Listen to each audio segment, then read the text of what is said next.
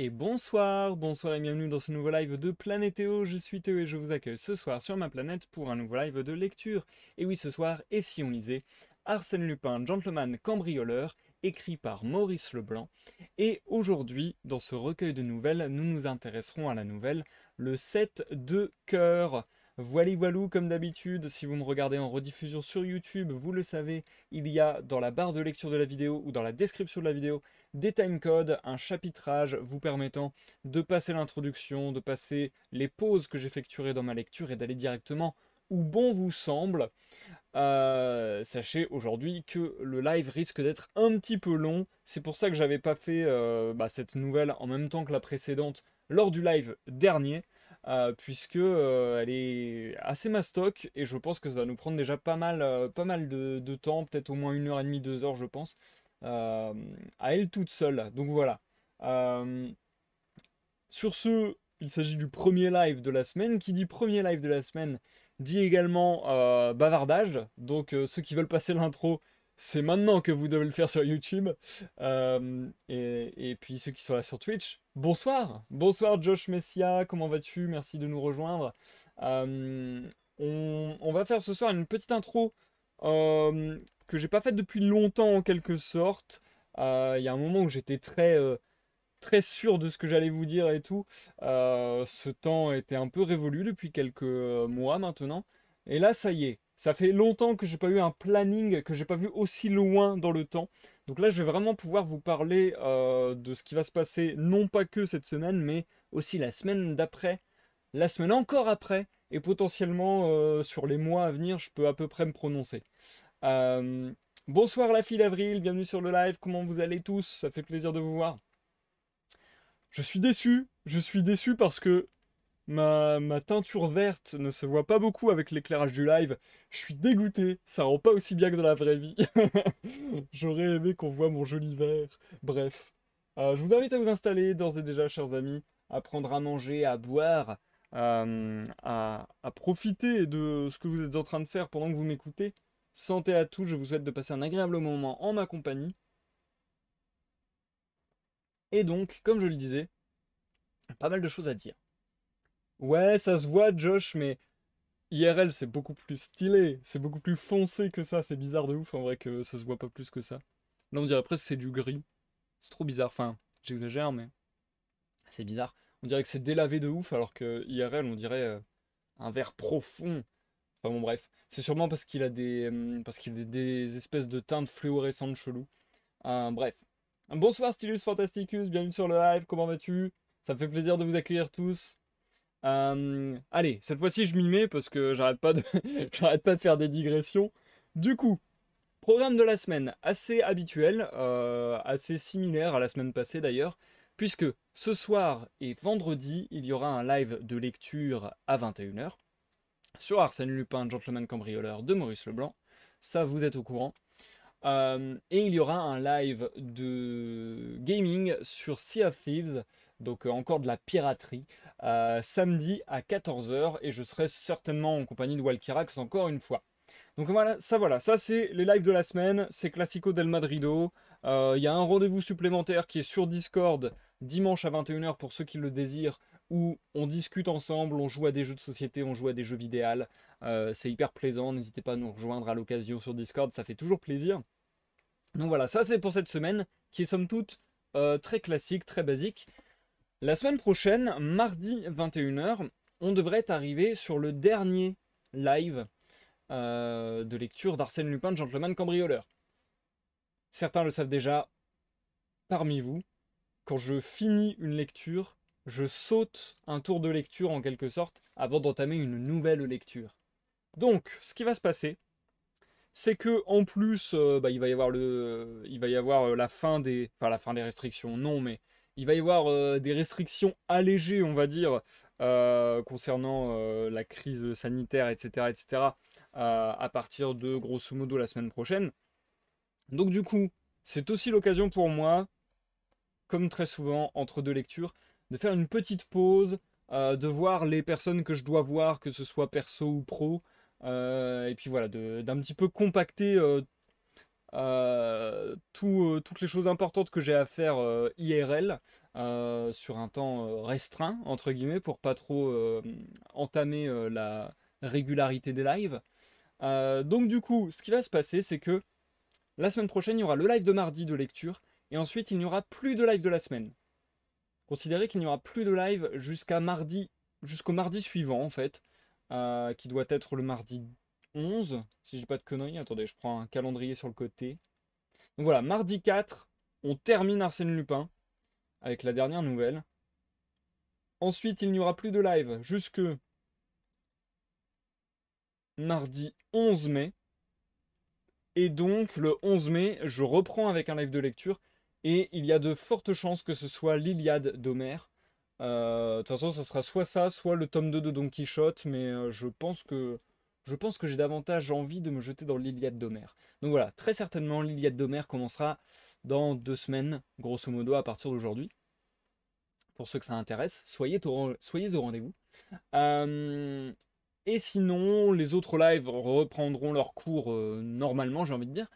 Sachez d'ailleurs que je l'ai noté. Ça doit être le 15 du coup. Je l'ai noté. Alors, je ne peux pas me prononcer à 100% sûr, mais sachez qu'il est possible que l'émission à l'abordage revienne pour un nouvel épisode le 15 mai. Donc le samedi 15 mai dans l'après-midi, je pense. Un nouvel épisode d'à l'abordage. Cette fois-ci, on ne s'attaquera pas à un album de musique, mais à une série. La série sera... Est-ce que je vous le dis tout de suite d'ailleurs? En tout cas, ça sera à l'abordage Formule 2, si je puis dire, puisque je rappelle que pour ce format, j'ai plusieurs formules, si on peut dire. Donc du coup, il y a la formule où je suis en solo, et entre guillemets, je vous parle d'un sujet qui m'intéresse, ou que j'ai découvert, ou voilà. Donc c'est un peu plus sous forme d'exposé, on va dire. Ensuite, il y aura une formule où je serai en duo, voire en groupe, et où du coup on aura davantage un débat, enfin un débat, une discussion avec les différents intervenants. Et enfin, il y aura une troisième formule du coup que je ferai encore après, où là ça sera plus vous qui serez mis à contribution, chers viewers, puisque sur l'une de vos suggestions, j'irai regarder, j'irai zioter euh, une série, un film, lire un bouquin, que sais-je encore. Ça peut être plein de sujets artistiques, de divertissement, etc. Et ensuite, j'en ferai donc une vidéo un petit peu avis, opinion, mais surtout discussion, parce que le but aussi, au-delà de donner l'avis et l'opinion, c'est surtout un prétexte à ouvrir une discussion et à parler de sujets environnant le sujet principal. Donc voilà, voilà. Donc là, vous l'aurez compris, je ne serai pas seul. Oh oui! Nouveau follow en live cette fois-ci et pas hors live. Ça arrive si peu. Nouveau follow, merci Léa. Merci Léa 1208 d'avoir follow la chaîne. Et pourquoi je suis autant content? Parce que ceux qui n'ont pas vu l'animation du follow, regardez maintenant votre écran, je vais le relancer. C'était une petite surprise. C'était déjà là depuis quelques temps, mais bon, je me suis tu. J'ai commencé, je vous en ai parlé, à passer la chaîne Planétéo à la version 3.0 en quelque sorte. Donc du coup, j'essaie de faire évoluer la chaîne graphiquement, entre guillemets, dans sa direction artistique. Et donc, il y a des petits éléments qui commencent à se mettre en place de ci, de là. Et notamment, l'animation pour les follow. Regardez, avant c'était juste un nuage qui apparaissait avec écrit merci Intel, nanana. Ou bien c'était non, c'était un nuage qui apparaissait et c'était écrit Intel est devenu un rêveur, c'est beau. Maintenant, on a une vraie belle animation. Regardez ça. Je relance pour le plaisir. Oh mon dieu! C'est une fusée! Merci Léa 1208 d'avoir embarqué pour Planétéo. Je suis tellement content de cet anime. Ça me fait trop plaisir qu'elle pop enfin. J'ai tout le temps des follow en off et j'étais ultra frustré de pas avoir pu la montrer jusqu'à présent. J'étais dégoûté. Donc là, merci beaucoup Léa, ça fait trop plaisir. D'ailleurs, j'en profite pour dire merci à tous ceux qui m'ont follow pendant que j'étais en off, à savoir Gédalf, je suppose que c'est Gandalf du coup, Justin ou Justin JG, merci beaucoup, et Nigella Bio. Donc merci à tous les trois et à tous les quatre avec Léa pour les follow, ça fait grave plaisir. Alors j'espère que l'anime vous fait plaisir. N'hésitez pas à me le faire, enfin vous fait plaisir, que vous trouvez l'anime sympathique. N'hésitez vraiment pas à me donner votre avis dessus, non pas pour me mousser moi, mais pour mousser la personne qui a travaillé dessus, parce que bien sûr j'ai travaillé dessus, mais je ne sais pas faire des animations. Donc j'ai travaillé avec un viewer qui passe souvent par ici, Chéro. Donc merci à toi Chéro de travailler avec moi sur cette nouvelle direction artistique de la chaîne. Ça fait hyper plaisir. Et vous devriez voir fleurir ça au fur et à mesure des lives, au fur et à mesure des semaines ou des mois. On n'est pas pressé, on prend notre temps, c'est vraiment un truc qu'on fait comme ça en toute détente. Mais vous devriez voir les animations d'événements beaucoup changer. Puis à terme, une animation d'intro, de pause et d'outro. Et j'aimerais aussi me faire un nouvel overlay. Donc au revoir certainement les nuages, les piles de bouquins, le fond bleu étoilé. Ça va certainement tout changer. Voilou. Ce sont les derniers instants de Planétéo 2.0. On passe à 3.0, c'est trop beau. Bref. Eh bien je mousse massivement Chéro, super cool. Ah bah ça lui fera plaisir, j'irai lui dire ça lui fera plaisir. Je lui dirai de revoir ce moment. Il va être trop content. Du coup, bref, désolé pour ma surréaction, mais vraiment j'étais trop content. Du coup, je sais plus du tout où est-ce que j'en étais. Oui, je vous parlais de l'émission À l'abordage. Donc, samedi 15, il y a des chances que vous voyez la deuxième formule où je ne serai pas seul, mais où je serai avec une invitée que vous connaissez. Je vais pas en dire davantage. Voilà, je laisse monter la sauce petit à petit. Vous la connaissez peut-être, vieweuse très régulière et puis même intervenante sur d'autres émissions déjà. Donc voilà, j'en dis pas plus. Ceux qui savent, savent déjà. Euh, Qu'est-ce que j'allais dire sinon? Oui, allez, je pense que je vous donne le thème de cette émission. Comme ça, ceux qui veulent déjà s'y intéresser un petit peu avant l'émission, bah, vous aurez tout loisir. Nous allons certainement parler de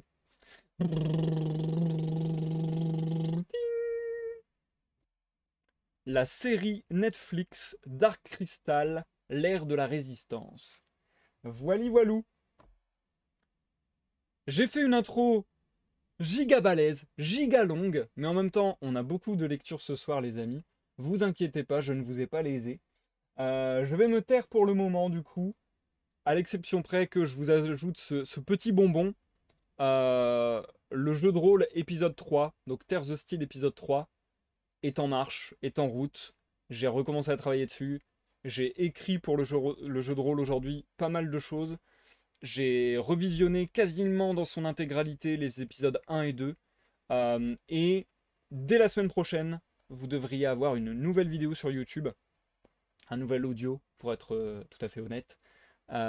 Qui va encore, qui va encore vous donner des nouvelles de l'univers du jeu de rôle, de comment il évolue avant l'épisode 3 qui devrait arriver, je pense. Allez, je vais pas donner de date parce que je tiens jamais les deadlines. On va dire entre 1 et 2 mois. Dans 1 ou 2 mois, enfin entre 1 et 2 mois, il y aura le prochain épisode de Terre Hostile. On parle là-dessus. Bon, est-ce que j'ai pas battu un nouveau record? En vrai, je crois pas parce que j'ai déjà fait des intros vraiment ultra longues, malheureusement. Mais on doit être pas loin du record quand même de cette intro. Vous me connaissez, je suis un bavard. Quand je suis lancé, on ne m'arrête plus. Maintenant, je m'arrête, je ferme ma gueule et je nous donne de la voix plus que pour la lecture du texte de ce soir. La lecture de la nouvelle Le 7 de cœur. Je vais la faire en 3 parties cette lecture ce soir parce que, encore une fois, la nouvelle est relativement longue. Je tenais à vous préciser aussi que je vous en avais déjà parlé du mode de publication des nouvelles de Maurice Leblanc. En fait, à la base, ça paraissait dans des journaux, si je dis pas de bêtises, ou des magazines, enfin voilà, quelque chose comme ça. Donc c'était un peu feuilletonnant, et voilà, c'était des nouvelles qui paraissaient souvent comme ça, jusqu'à ce qu'elles aient été compilées ensemble dans un recueil de nouvelles. Et donc, la nouvelle que je m'apprête à vous lire ce soir, Le 7 de cœur, bizarrement, c'est une nouvelle qui a été publiée après, entre guillemets. Enfin, c'est pas, ça, c'est plus dans l'ordre chronologique. Jusqu'à présent, ça avait été dans l'ordre chronologique de parution dans les journaux.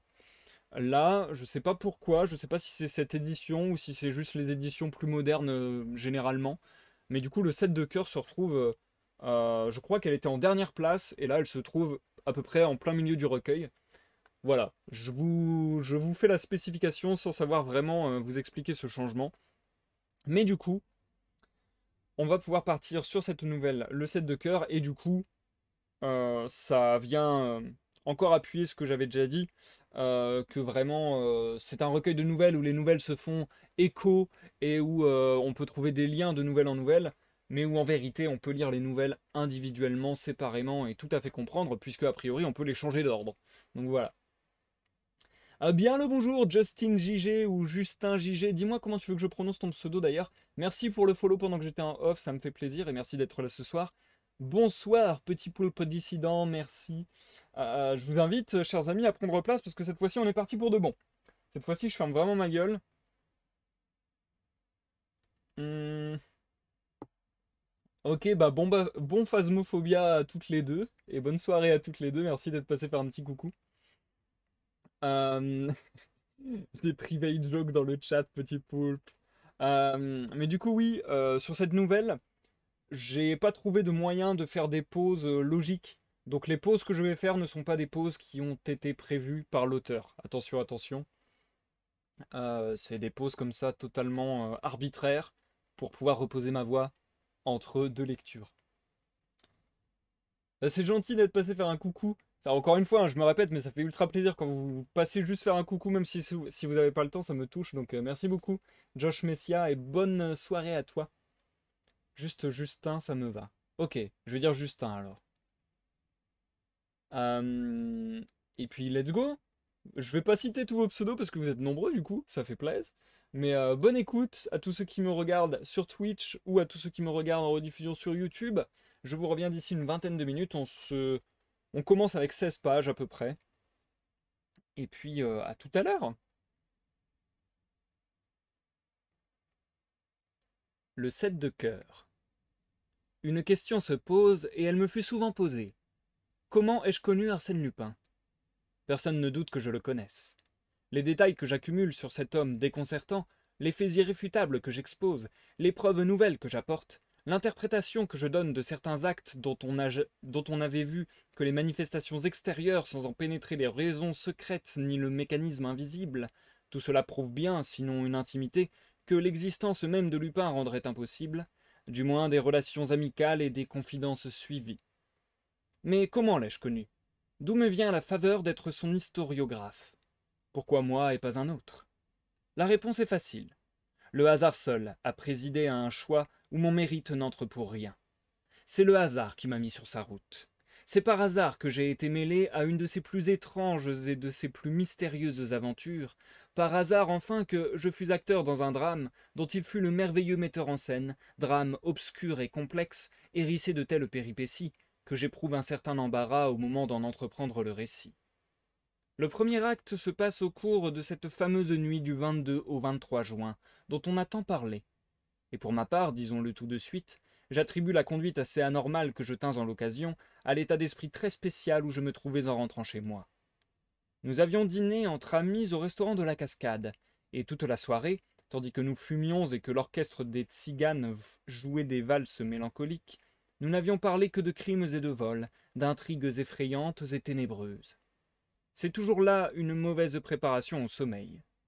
Les Saint-Martin s'en allèrent en automobile. Jean d'Aspry, ce charmant et insouciant d'Aspry qui devait, 6 mois après, se faire tuer de façon si tragique sur la frontière du Maroc, Jean d'Aspry et moi nous revînmes à pied par la nuit obscure et chaude.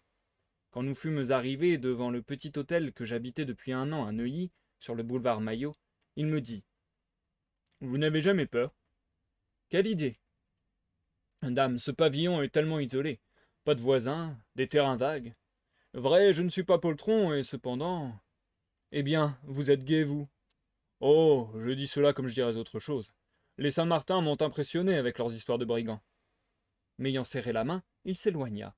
Je pris ma clé et j'ouvris. Allons bon, murmurai-je. Antoine a oublié de m'allumer une bougie. Et soudain je me rappelai. Antoine était absent. Je lui avais donné congé. Tout de suite, l'ombre et le silence me furent désagréables. Je montai jusqu'à ma chambre, à tâtons, le plus vite possible, et aussitôt, contrairement à mon habitude, je tournai la clé et poussai le verrou. Puis j'allumai. La flamme de la bougie me rendit mon sang-froid. Pourtant j'eus soin de tirer mon revolver de sa gaine, un gros revolver à longue portée, et je le posai à côté de mon lit. Cette précaution acheva de me rassurer. Je me couchai, et comme à l'ordinaire, pour m'endormir, je pris sur la table de nuit le livre qui m'y attendait chaque soir. Je fus très étonné. À la place du coupe-papier dont je l'avais marqué la veille, se trouvait une enveloppe cachetée de 5 cachets de cire rouge. Je la saisis vivement. Elle portait comme adresse mon nom et mon prénom, accompagnée de cette mention. Urgente. Une lettre à mon nom. Qui pouvait l'avoir mise à cet endroit? Un peu nerveux, je déchirai l'enveloppe et je lus.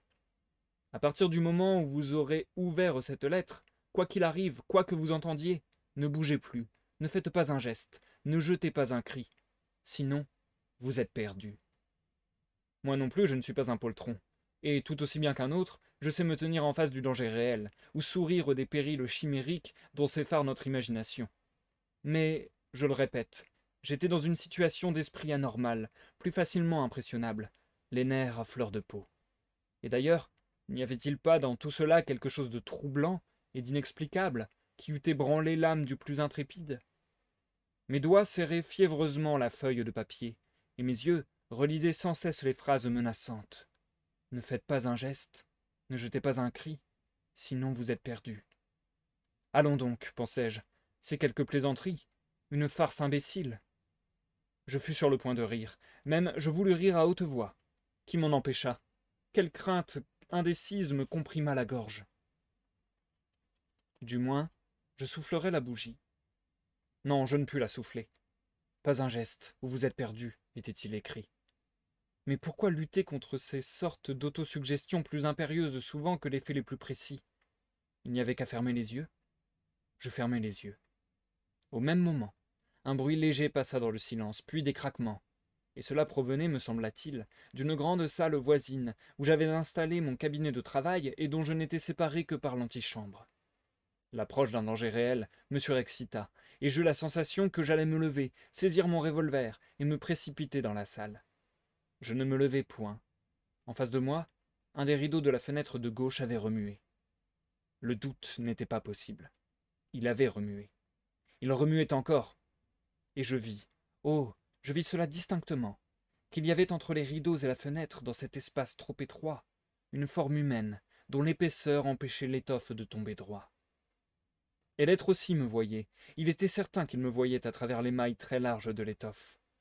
Alors, je compris tout. Tandis que les autres emportaient leur butin, sa mission à lui consistait à me tenir en respect.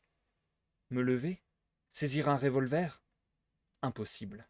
Il était là, au moindre geste, au moindre cri. J'étais perdu.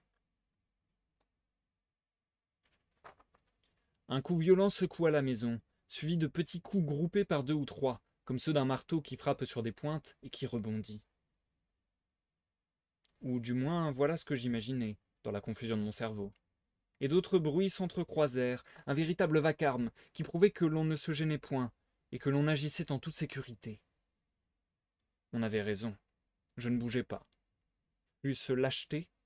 Non. Anéantissement plutôt. Impuissance totale à mouvoir un seul de mes membres.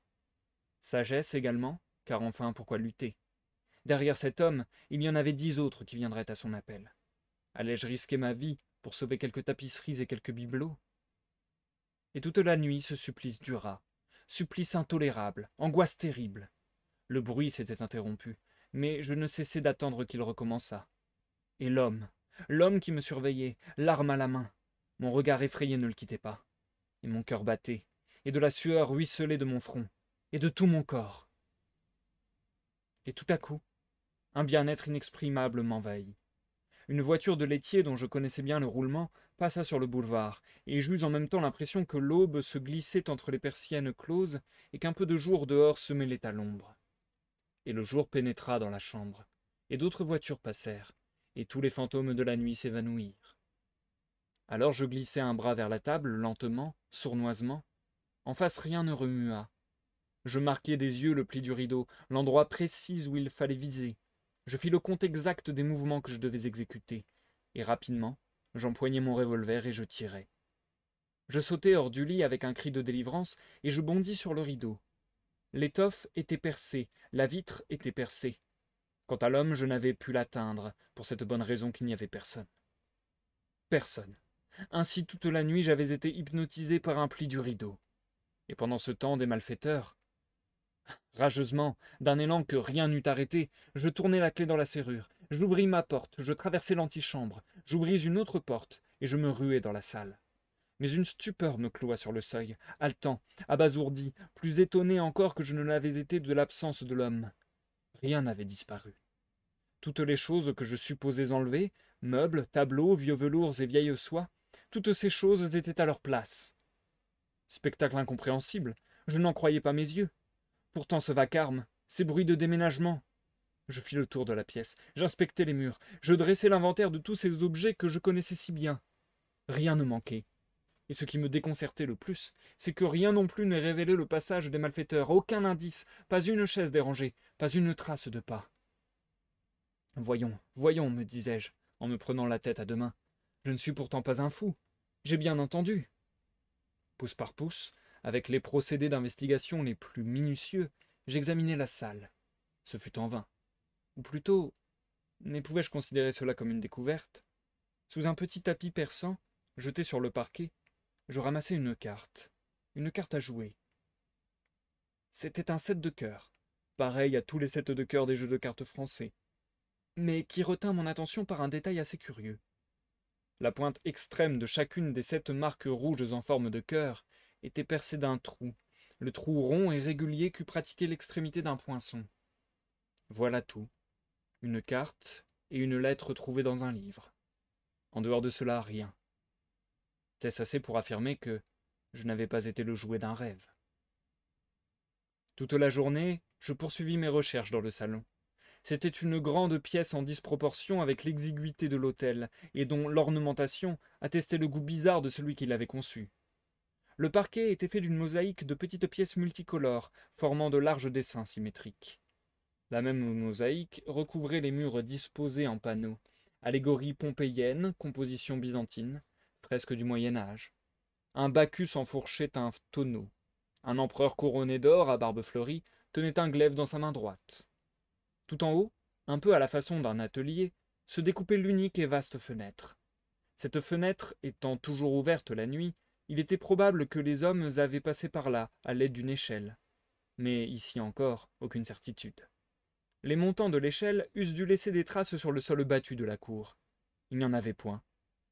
L'herbe du terrain vague qui entourait l'hôtel aurait dû être fraîchement foulée. Elle ne l'était pas. J'avoue que je n'eus point l'idée de m'adresser à la police, tellement les faits qu'il m'eût fallu exposer étaient inconsistants et absurdes. On se fut moqué de moi. Mais le surlendemain, c'était mon jour de chronique au Gil Blas, où j'écrivais alors. Obsédé par mon aventure, je la racontai tout au long. L'article ne passa pas inaperçu, mais je vis bien qu'on ne le prenait guère au sérieux, et qu'on le considérait plutôt comme une fantaisie que comme une histoire réelle. Les Saint-Martin me raillèrent. Daspry, cependant, qui ne manquait pas d'une certaine compétence en ces matières, vint me voir, se fit expliquer l'affaire et l'étudia, sans plus de succès d'ailleurs. Or, un des matins suivants, le timbre de la grille résonna, et Antoine vint m'avertir qu'un monsieur désirait me parler. Il n'avait pas voulu donner son nom. Je le priai de monter. C'était un homme d'une quarantaine d'années, très brun, de visage énergique, et dont les habits propres mais usés annonçaient un souci d'élégance qui contrastait avec ses façons plutôt vulgaires. Sans préambule, il me dit, d'une voix éraillée, avec des accents qui me confirmèrent la situation sociale de l'individu. « Monsieur, en voyage dans un café, le Gil Blas m'est tombé sous les yeux. J'ai lu votre article. Il m'a intéressé beaucoup. » « Je vous remercie. » « Et je suis revenu. »« Ah, oui, pour vous parler. Tous les faits que vous avez racontés sont-ils exacts ? » ?»« Absolument exacts. »« Il n'en est pas un seul qui soit de votre invention. »« Pas un seul. »« En ce cas, j'aurai peut-être des renseignements à vous fournir. »« Je vous écoute. »« Non. »« Comment non ? » ?»« Avant de parler, il faut que je vérifie s'ils sont justes. »« Et pour les vérifier ? » ?»« Il faut que je reste seul dans cette pièce. » Je le regardai avec surprise. « Je ne vois pas très bien. » »« C'est une idée que j'ai eue en lisant votre article. Certains détails établissent une coïncidence vraiment extraordinaire avec une autre aventure que le hasard m'a révélée.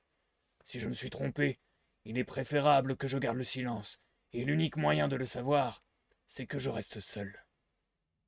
Qu'y avait-il sous cette proposition? Plus tard, je me suis rappelé qu'en la formulant, l'homme avait un air inquiet, une expression de physionomie anxieuse. Mais sur le moment, bien qu'un peu étonné, je ne trouvais rien de particulièrement anormal à sa demande. Et puis, une telle curiosité me stimulait. Je répondis. Soit. Combien vous faut-il de temps? Oh, 3 minutes, pas davantage. D'ici 3 minutes, je vous rejoindrai. Je sortis de la pièce. En bas, je tirai ma montre. 1 minute s'écoula. 2 minutes.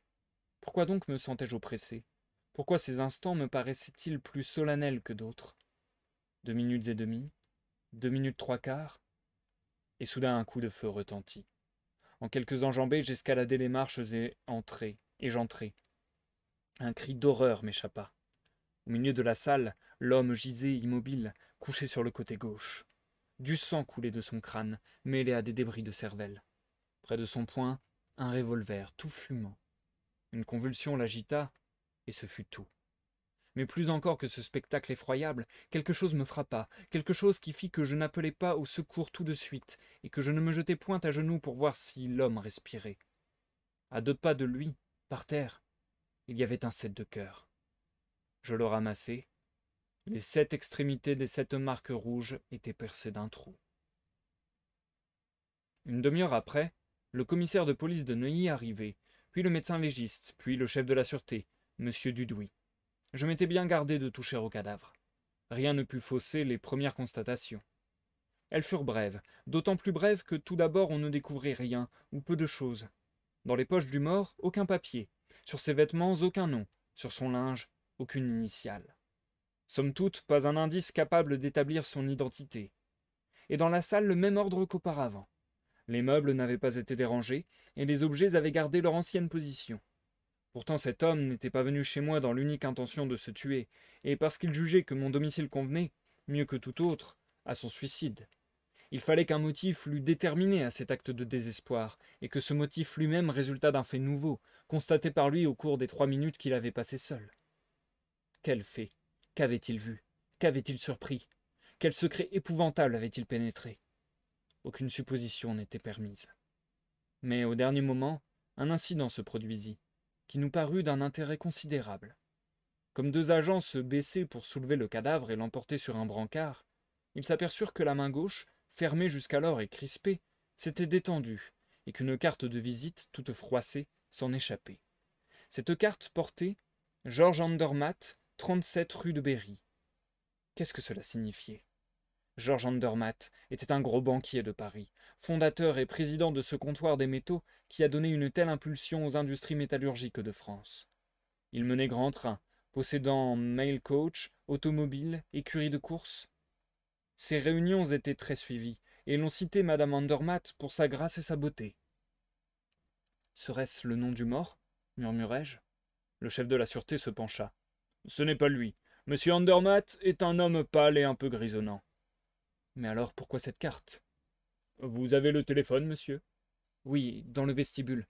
Si vous voulez bien m'accompagner. Il chercha dans l'annuaire et demanda le 415-21. Monsieur Andermatt est-il chez lui? Veuillez lui dire que monsieur Dudouis le prie de venir en toute hâte au 102 du boulevard Maillot. C'est urgent. 20 minutes plus tard, monsieur Andermatt descendait de son automobile. On lui exposa les raisons qui nécessitaient son intervention, puis on le mena devant le cadavre. Il eut une seconde d'émotion qui contracta son visage et prononça à voix basse, comme s'il parlait malgré lui. « Étienne Varin. »« Vous le connaissiez ?»« Non. Ou du moins, oui, mais de vue seulement. »« Son frère ?»« Il a un frère. »« Oui. Alfred Varin. Son frère est venu autrefois me solliciter. Je ne sais plus à quel propos. »« Où demeure-t-il ?»« Les 2 frères demeuraient ensemble. Rue de Provence, je crois. » Et vous ne soupçonnez pas la raison pour laquelle celui-ci s'est tué? Nullement. Cependant, cette carte qu'il tenait dans sa main... Votre carte avec votre adresse? Je n'y comprends rien. Ce n'est là évidemment qu'un hasard que l'instruction nous expliquera. Un hasard en tout cas bien curieux, pensai-je, et je sentis que nous éprouvions tous la même impression. Cette impression, je la retrouvai dans les journaux du lendemain, et chez tous ceux de mes amis avec qui je m'entretins de l'aventure. Au milieu des mystères qui la compliquaient, après la double découverte, si déconcertante, de ce 7 de cœur 7 fois percé, Après les deux événements aussi énigmatiques l'un que l'autre dont ma demeure avait été le théâtre, cette carte de visite semblait enfin promettre un peu de lumière. Par elle, on arriverait à la vérité. Mais contrairement aux prévisions, M. Andermatt ne fournit aucune indication. J'ai dit ce que je savais, répétait-il. Que veut-on de plus? Je suis le premier stupéfait que cette carte ait été trouvée là, et j'attends comme tout le monde que ce point soit éclairci. Il ne le fut pas. L'enquête établit que les frères Varin, Suisses d'origine, avaient mené sous des noms différents une vie fort mouvementée, fréquentant les tripots en relation avec toute une bande d'étrangers, dont la police s'occupait, et qui s'étaient dispersés après une série de cambriolages auxquels leur participation ne fut établie que par la suite. Au numéro 24 de la rue de Provence, où les frères Varin avaient en effet habité 6 ans auparavant, on ignorait ce qu'ils étaient devenus.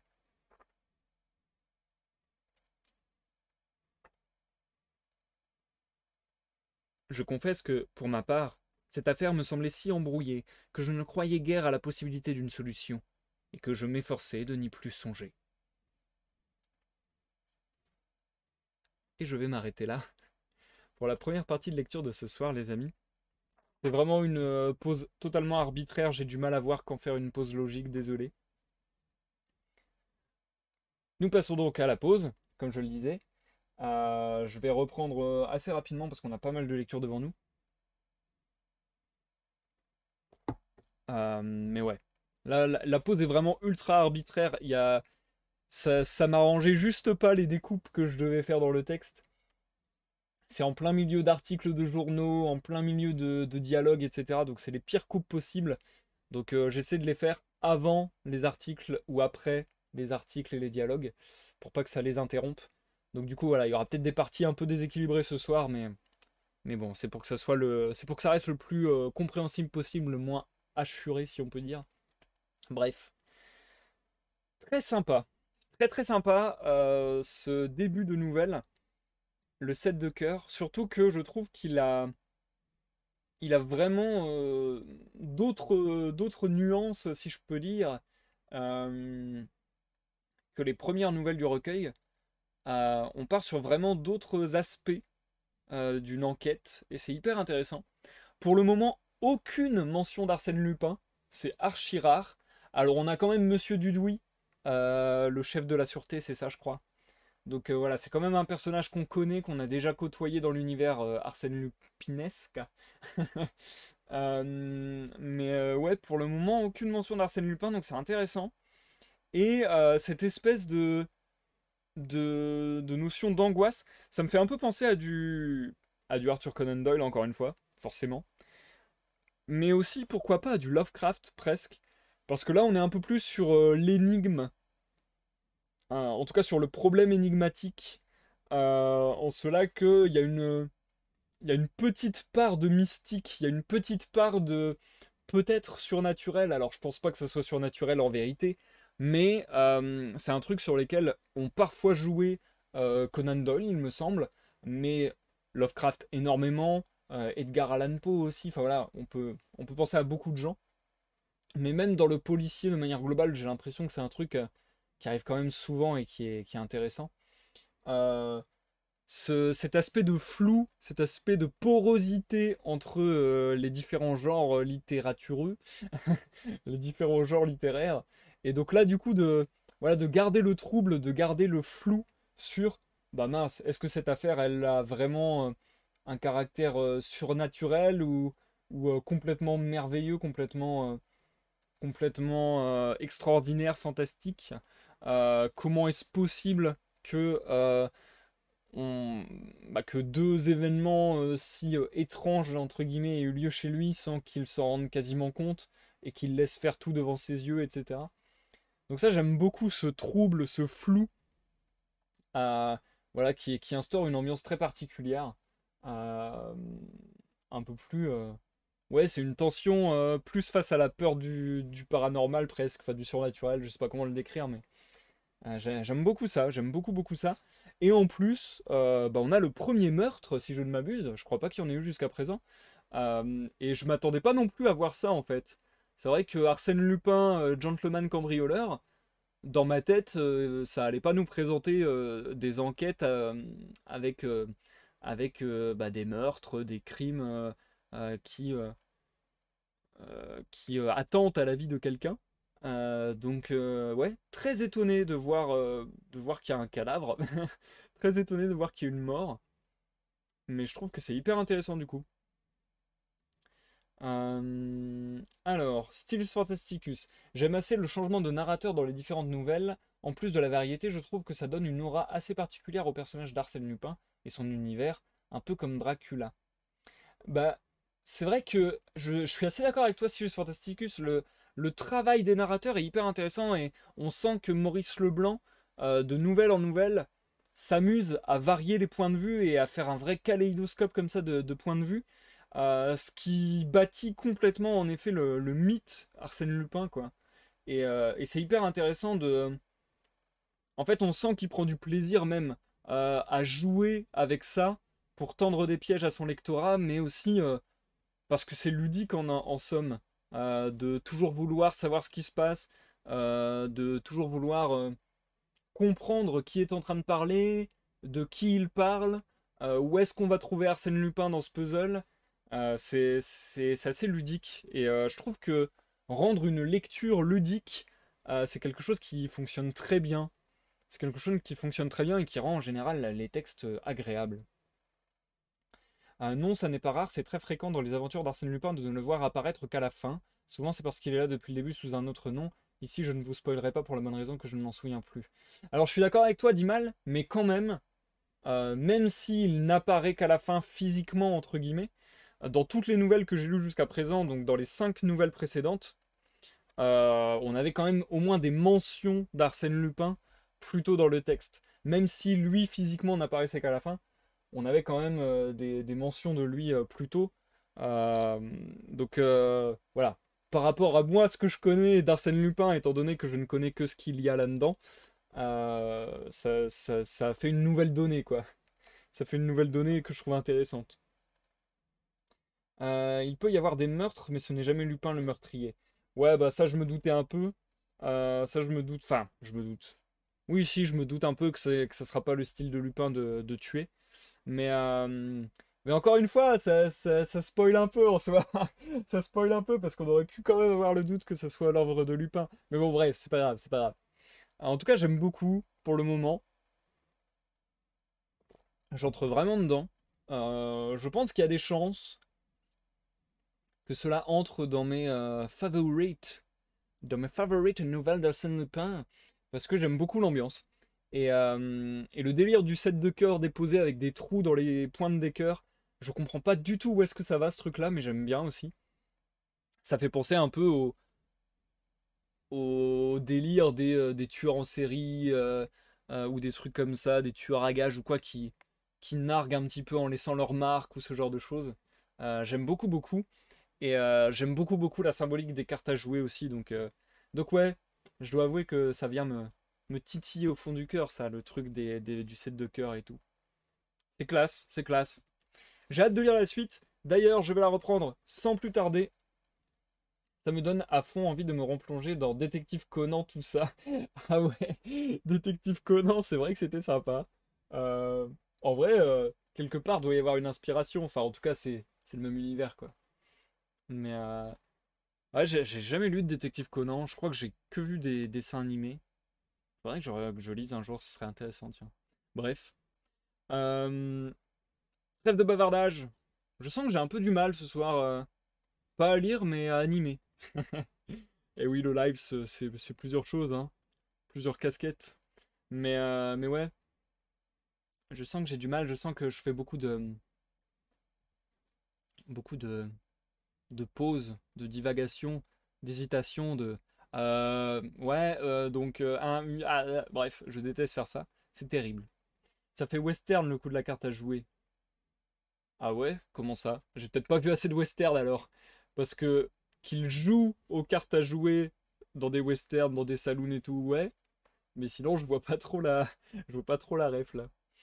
Mais je m'y connais peut-être pas assez. Sur ce, je vais reprendre en lisant la phrase précédente pour relier les wagons, que ce soit facile d'enchaîner. Je vais repérer où est-ce que je peux faire une pause vite fait. Du coup, je dirais à peu près 100... Ah, 170, un truc comme ça, 170, 171. Ah bah parfait, ce sera ça. Ok, je ferai ça. C'est bon, j'ai trouvé où est-ce que j'allais faire ma découpe. On est parti les amis. Je vous reviens dans une pause d'ici 15-20 minutes, je pense. On est reparti, bonne écoute à tous que vous me regardiez sur Twitch ou en rediffusion sur YouTube. Le 7 de cœur, suite. Je confesse que, pour ma part, cette affaire me semblait si embrouillée que je ne croyais guère à la possibilité d'une solution, et que je m'efforçais de n'y plus songer. Mais Jean d'Aspry, au contraire, que je vis beaucoup à cette époque, se passionnait chaque jour davantage. Ce fut lui qui me signala cet écho d'un journal étranger, que toute la presse reproduisait et commentait. On va procéder en présence de l'empereur, et dans un lieu que l'on tiendra secret jusqu'à la dernière minute, aux premiers essais d'un sous-marin qui doit révolutionner les conditions futures de la guerre navale. Une indiscrétion nous en a révélé le nom. Il s'appelle le 7 de cœur. Le 7 de cœur? Était-ce la rencontre fortuite? Ou bien devait-on établir un lien entre le nom de ce sous-marin et les incidents dont nous avons parlé? Mais un lien de quelle nature? Ce qui se passait ici ne pouvait aucunement se relier à ce qui se passait là-bas. Qu'en savez-vous? Me disait Daspry. Les effets les plus disparates proviennent souvent d'une cause unique. Le surlendemain, un autre écho nous arrivait. On prétend que les plans du 7 de cœur, le sous-marin dont les expériences vont avoir lieu incessamment, ont été exécutés par des ingénieurs français. Ces ingénieurs, ayant sollicité en vain l'appui de leurs compatriotes, se seraient adressés ensuite, sans plus de succès, à l'amirauté anglaise. Nous donnons ces nouvelles sous toute réserve. Je n'ose pas insister sur des faits de nature extrêmement délicate, et qui provoquèrent, on s'en souvient, une émotion si considérable. Cependant, puisque tout danger de complication est écarté, il me faut bien parler de l'article de l'Écho de France, qui fit alors tant de bruit, et qui jeta sur l'affaire du 7 de cœur, comme on l'appelait, quelques clartés confuses. Le voici, tel qu'il parut sous la signature de Salvator. L'affaire du 7 de cœur, un coin du voile soulevé. Nous serons brefs. Il y a 10 ans, un jeune ingénieur des mines, Louis Lacombe, désireux de consacrer son temps et sa fortune aux études qu'il poursuivait, donna sa démission et loua au numéro 102 boulevard Maillot un petit hôtel qu'un comte italien avait fait récemment construire et décorer. Par l'intermédiaire de 2 individus, les frères Varin de Lausanne, dont l'un l'assistait dans ses expériences comme préparateur et dont l'autre lui cherchait des commanditaires, il entra en relation avec M. Georges Andermatt, qui venait de fonder le comptoir des métaux.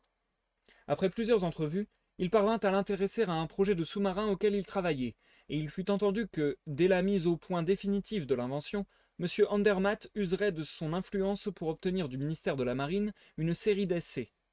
Durant 2 années, Louis Lacombe fréquenta assidûment l'hôtel Andermatt, et soumit au banquier les perfectionnements qu'il apportait à son projet, jusqu'au jour où, satisfait lui-même de son travail, ayant trouvé la formule définitive qu'il cherchait, il pria M. Andermatt de se mettre en campagne. Ce jour-là, Louis Lacombe dîna chez les Andermatt. Il s'en alla le soir vers 11h30. Depuis, on ne l'a plus revu. En relisant les journaux de l'époque, on verrait que la famille du jeune homme saisit la justice et que le parquet s'inquiéta. Mais on n'aboutit à aucune certitude, et généralement il fut admis que Louis Lacombe, qui passait pour un garçon original et fantasque, était parti en voyage sans prévenir personne. Acceptons cette hypothèse invraisemblable. Mais une question se pose, capitale pour notre pays. Que sont devenus les plans du sous-marin? Louis Lacombe les a-t-il emportés? Sont-ils détruits? De l'enquête très sérieuse à laquelle nous nous sommes livrés, il résulte que ces plans existent. Les frères Varin les ont eus entre les mains. Comment? Nous n'avons encore pu l'établir, de même que nous ne savons pas pourquoi ils n'ont pas essayé plutôt de les vendre. Craignait-il qu'on ne leur demandât comment ils les avaient en leur possession? En tout cas, cette crainte n'a pas persisté, et nous pouvons en toute certitude affirmer ceci. Les plans de Louis Lacombe sont la propriété d'une puissance étrangère, et nous sommes en mesure de publier la correspondance échangée à ce propos entre les frères Varin et le représentant de cette puissance. Actuellement, le 7 de cœur imaginé par Louis Lacombe est réalisé par nos voisins. La réalité répondra-t-elle aux prévisions optimistes de ceux qui ont été mêlés à cette trahison? Nous avons, pour espérer le contraire, des raisons que l'événement, nous voudrions le croire, ne trompera point. Et un post-scriptum ajouté: Dernière heure. Nous espérions à juste titre. Nos informations particulières nous permettent d'annoncer que les essais du 7 de cœur n'ont pas été satisfaisants.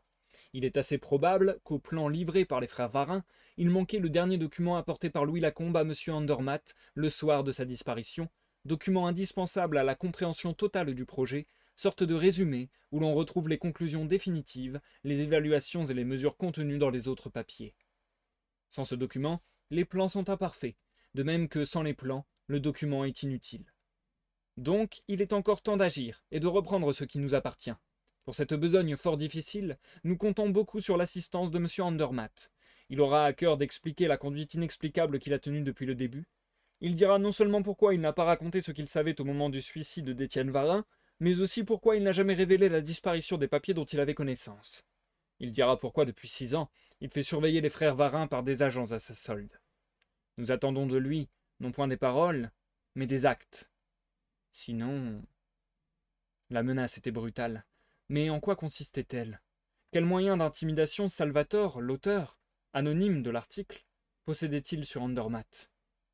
Une nuée de reporters assaillit le banquier, et 10 interviews exprimèrent le dédain avec lequel il répondit à cette mise en demeure. Sur quoi, le correspondant de l'Écho de France riposta par ces 3 lignes.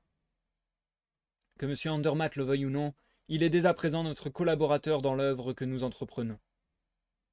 Le jour où parut cette réplique, Daspry et moi nous dînâmes ensemble. Le soir, les journaux étalés sur ma table, nous discussions Le soir, les journaux étalés sur ma table, nous discussions...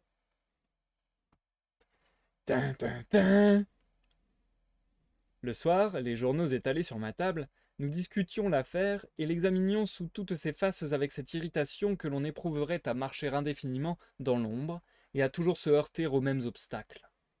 Et soudain, sans que mon domestique m'eût averti, sans que le timbre eût résonné, la porte s'ouvrit, et une dame entra, couverte d'un voile épais. Je me levai aussitôt et m'avançai. Elle me dit : « C'est vous, monsieur, qui demeurez ici ? » ?»« Oui, madame, mais je vous avoue, la grille sur le boulevard n'était pas fermée, » expliqua-t-elle. « Mais la porte du vestibule ?» Elle ne répondit pas, et je songeai qu'elle avait dû faire le tour par l'escalier de service. Elle connaissait donc le chemin ?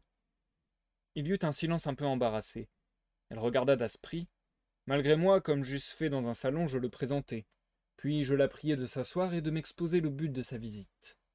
Elle enleva son voile, et je vis qu'elle était brune, de visage régulier, et, sinon très belle, du moins d'un charme infini qui provenait de ses yeux surtout, des yeux graves et douloureux. Elle dit simplement : « Je suis Madame Andermatt. »« Madame Andermatt » répétai-je de plus en plus étonné. Un nouveau silence, et elle reprit d'une voix calme, et de l'air le plus tranquille. « Je viens au sujet de cette affaire, que vous savez. J'ai pensé que je pourrais peut-être avoir auprès de vous quelques renseignements. »« Mon Dieu, madame, je n'en connais pas plus que ce qu'en ont dit les journaux.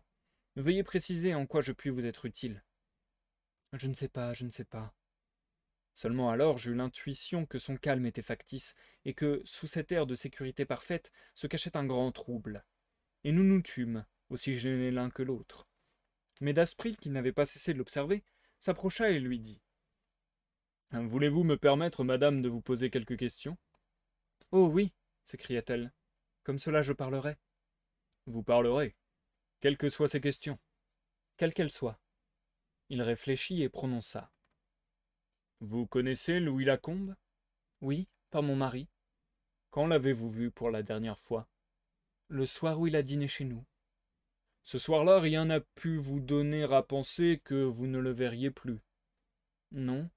Il a bien fait allusion à un voyage en Russie, mais si vaguement. »« Vous comptiez donc le revoir ? » ?»« Le surlendemain, à dîner. »« Et comment expliquez-vous cette disparition ? » ?»« Je ne l'explique pas. »« Et M. Andermatt ? » ?»« Je l'ignore. »« Cependant, ne m'interrogez pas là-dessus. L'article de l'Écho de France semble dire... Ce qu'il semble dire, c'est que les frères Varin ne sont pas étrangers à cette disparition. Est-ce votre avis ? Oui. Sur quoi repose votre conviction ? En nous quittant, Louis Lacombe portait une serviette qui contenait tous les papiers relatifs à son projet. 2 jours après, il y a eu entre mon mari et l'un des frères Varin, celui qui vit, une entrevue au cours de laquelle mon mari acquérait la preuve que ces papiers étaient aux mains des 2 frères. Et il ne les a pas dénoncés ? Non. Pourquoi ? Parce que, dans la serviette, se trouvait autre chose que les papiers de Louis Lacombe. Quoi ? Elle hésita, fut sur le point de répondre, puis finalement garda le silence. Daspry continua. Voilà donc la cause pour laquelle votre mari, sans avertir la police, faisait surveiller les deux frères. Il espérait à la fois reprendre les papiers et cette chose, compromettante, grâce à laquelle les deux frères exerçaient sur lui une sorte de chantage. Sur lui, et sur moi. Ah, sur vous aussi. Sur moi principalement. Elle articula ces 3 mots d'une voix sourde. Daspry l'observa, fit quelques pas, et revenant à elle. Vous avez écrit à Louis Lacombe? Certes, mon mari était en relation. En dehors des lettres officielles, n'avez-vous pas écrit à Louis Lacombe d'autres lettres? Excusez mon insistance, mais il est indispensable que je sache toute la vérité. Avez-vous écrit d'autres lettres? Toute rougissante, elle murmura. Oui. Et ce sont ces lettres que possédaient les frères Varin? Oui. Monsieur Andermatt le sait donc. Il ne les a pas vus, mais Alfred Varin lui en a révélé l'existence, le menaçant de les publier si mon mari agissait contre eux. Mon mari a eu peur, il a reculé devant le scandale. Seulement il a tout mis en œuvre pour leur arracher ces lettres. Il a tout mis en œuvre. Du moins je le suppose, car, à partir de cette dernière entrevue avec Alfred Varin, et après les quelques mots très violents par lesquels il m'en rendit compte, il n'y a plus eu entre mon mari et moi aucune intimité, aucune confiance. Nous vivons comme 2 étrangers. En ce cas, si vous n'avez rien à perdre, que craignez-vous? Si indifférente que je lui sois devenue, je suis celle qu'il a aimée, celle qu'il aurait encore pu aimer. Oh, cela, j'en suis certaine, murmura-t-elle d'une voix ardente. Il m'aurait encore aimée, s'il ne s'était pas emparé de ces maudites lettres. Comment? Il aurait réussi. Mais les deux frères se défiaient cependant. Oui, et ils se vantaient même, paraît-il, d'avoir une cachette sûre. Alors? J'ai tout lieu de croire que mon mari a découvert cette cachette. Allons donc. Où se trouvait-elle? Ici. Je tressautai. Ici? Oui, et je l'avais toujours soupçonné. Louis Lacombe, très ingénieux, passionné de mécanique, s'amusait, à ses heures perdues, à confectionner des coffres et des serrures. Les frères Varin ont dû surprendre, et par la suite utiliser, une de ces cachettes pour dissimuler les lettres, et d'autres choses aussi sans doute. Mais ils n'habitaient pas ici, m'écriai-je. Jusqu'à votre arrivée il y a 14 mois, ce pavillon est resté inoccupé. Il est donc probable qu'ils y revenaient, et ils ont pensé en outre que votre présence ne les gênerait pas le jour où ils auraient besoin de retirer tous leurs papiers. Mais ils comptaient sans mon mari qui, dans la nuit du 22 au 23 juin, a forcé le coffre, a pris ce qu'il cherchait, et a laissé sa carte pour bien montrer aux deux frères qu'ils n'avaient plus à les redouter, et que les rôles changeaient. 2 jours plus tard, averti par l'article du Gil Blas, Étienne Varin se présentait vers chez vous en toute hâte, restait seul dans ce salon, trouvait le coffre vide, et se tuer. Après un instant, Daspry demanda. C'est une simple supposition, n'est-ce pas? Monsieur Andermatt ne vous a rien dit? Non. Son attitude vis-à-vis de vous ne s'est pas modifiée. Il ne vous a pas paru plus sombre, plus soucieux? Non. Et vous croyez qu'il en serait ainsi s'il avait trouvé les lettres? Pour moi, il ne les a pas. Pour moi, ce n'est pas lui qui est entré ici. Mais qui alors? Le personnage mystérieux qui conduit cette affaire, qui en tient tous les fils, et qui la dirige vers un but que nous ne faisons qu'entrevoir à travers tant de complications. Le personnage mystérieux dont on sent l'action visible et toute puissante depuis la première heure. C'est lui et ses amis qui sont entrés dans cet hôtel le 22 juin. C'est lui qui a découvert la cachette. C'est lui qui a laissé la carte de M. Andermatt. C'est lui qui détient la correspondance et les preuves de la trahison des frères Varin. Qui, lui? Interrompis-je, non sans impatience.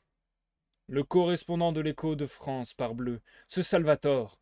N'est-ce pas d'une évidence aveuglante? Ne donne-t-il pas dans son article des détails que seul peut connaître l'homme qui a pénétré les secrets des deux frères?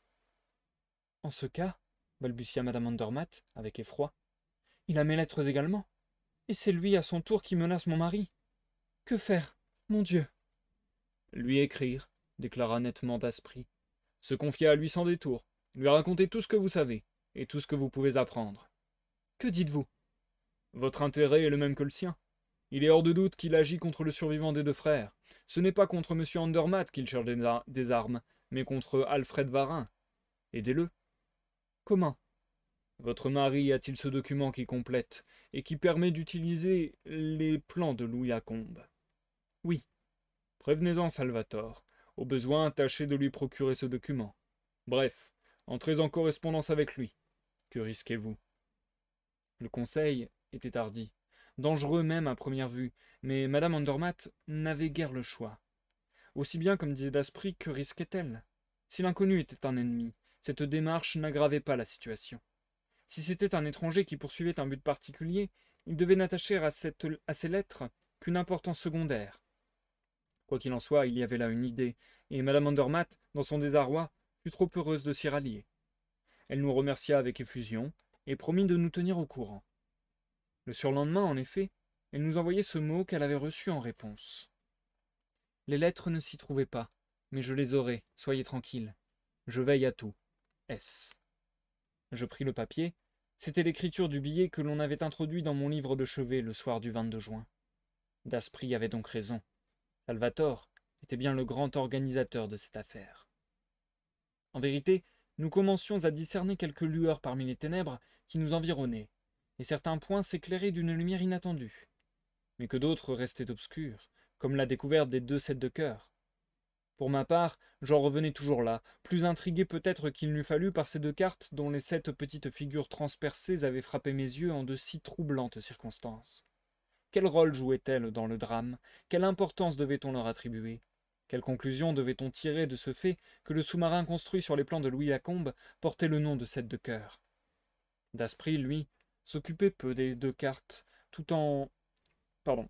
Daspry, lui, s'occupait peu des 2 cartes, tout entier à l'étude d'un autre problème dont la solution lui semblait plus urgente.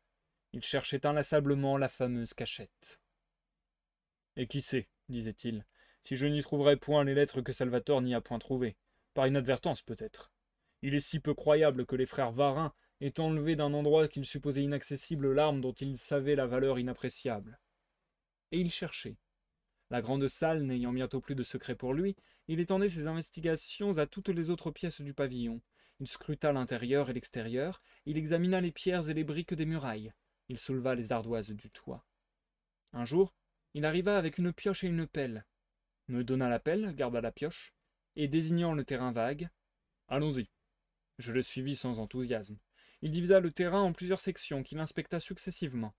Mais dans un coin, à l'angle que formaient les murs de 2 propriétés voisines, un amoncellement de moellons et de cailloux recouverts de ronces et d'herbes attira son attention. Il l'attaqua. Je dus l'aider.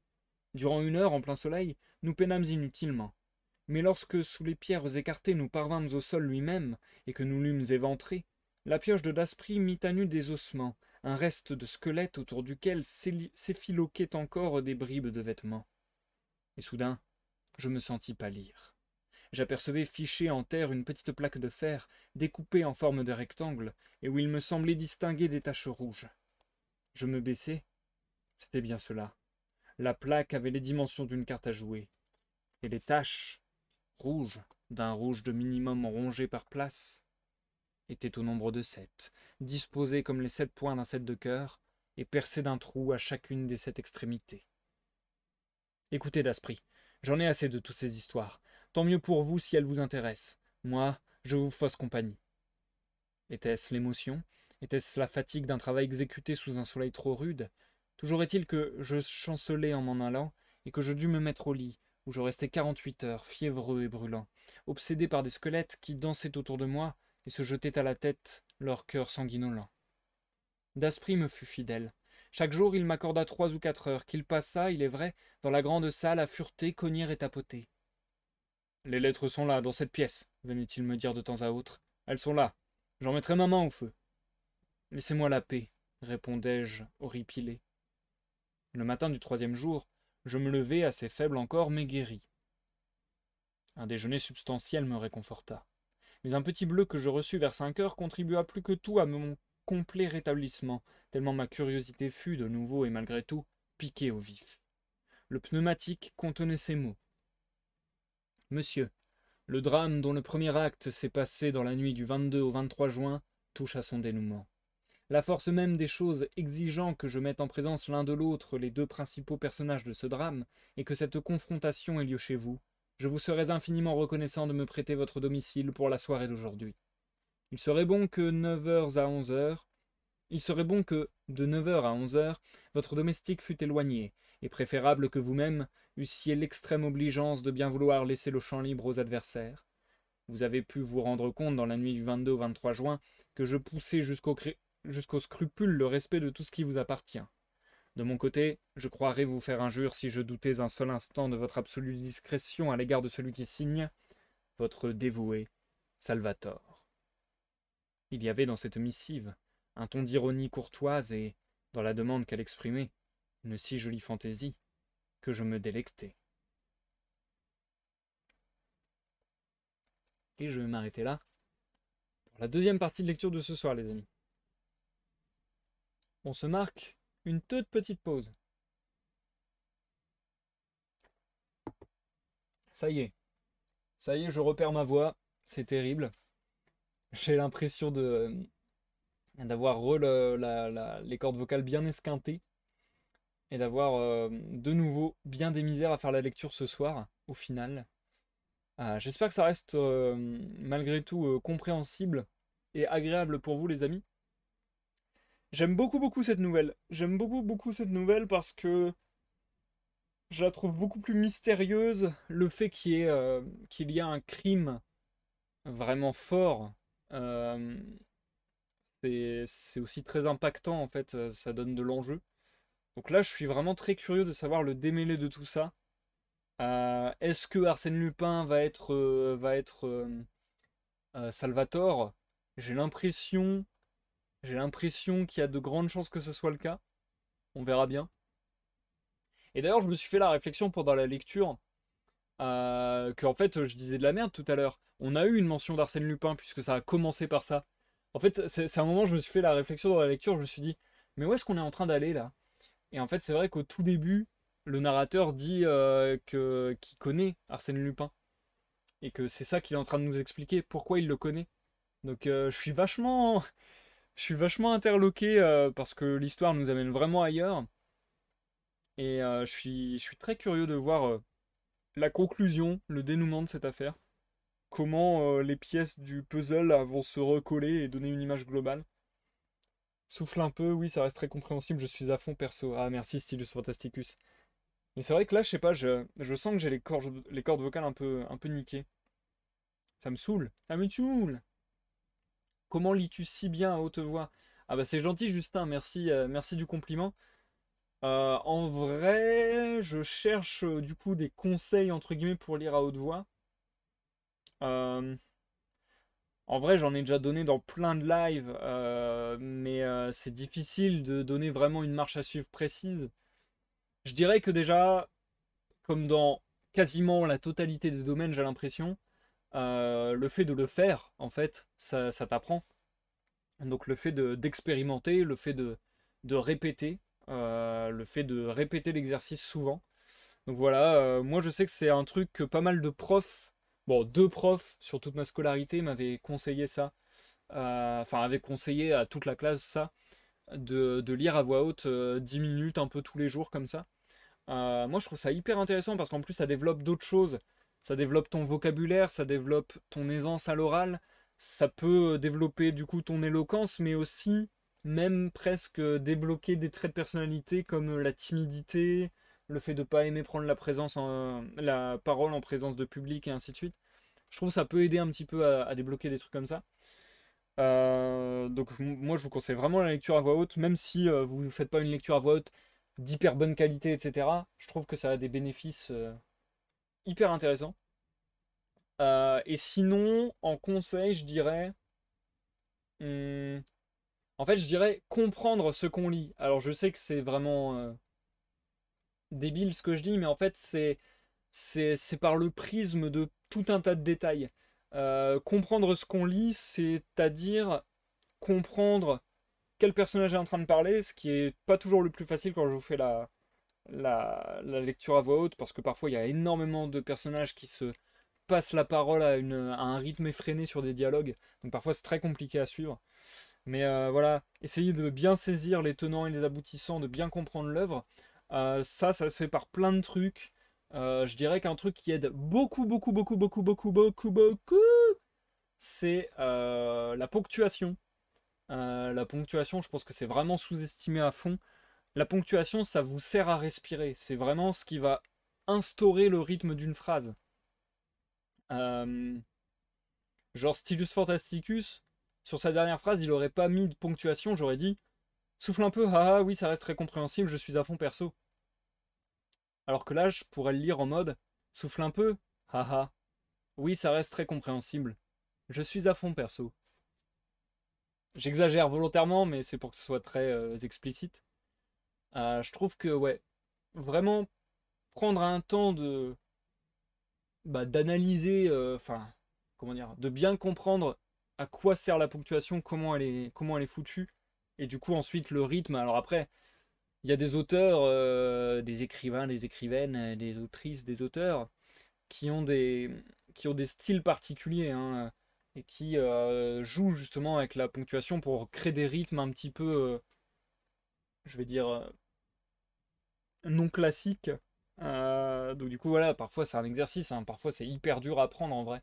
Et je pense qu'il y a des auteurs qui sont beaucoup plus faciles à lire à voix haute que d'autres. Mais ouais, je pense que la ponctuation c'est vraiment un gros champ d'action et d'amélioration pour avoir une bonne qualité de lecture à voix haute. Et puis après, ouais, je dirais l'habitude. Et puis après, moi je sais que j'ai ce truc-là, alors je sais pas parce que j'ai l'impression que c'est assez naturel. Je sais pas si ça se travaille, je suppose que ça se travaille justement par la répétition de l'exercice.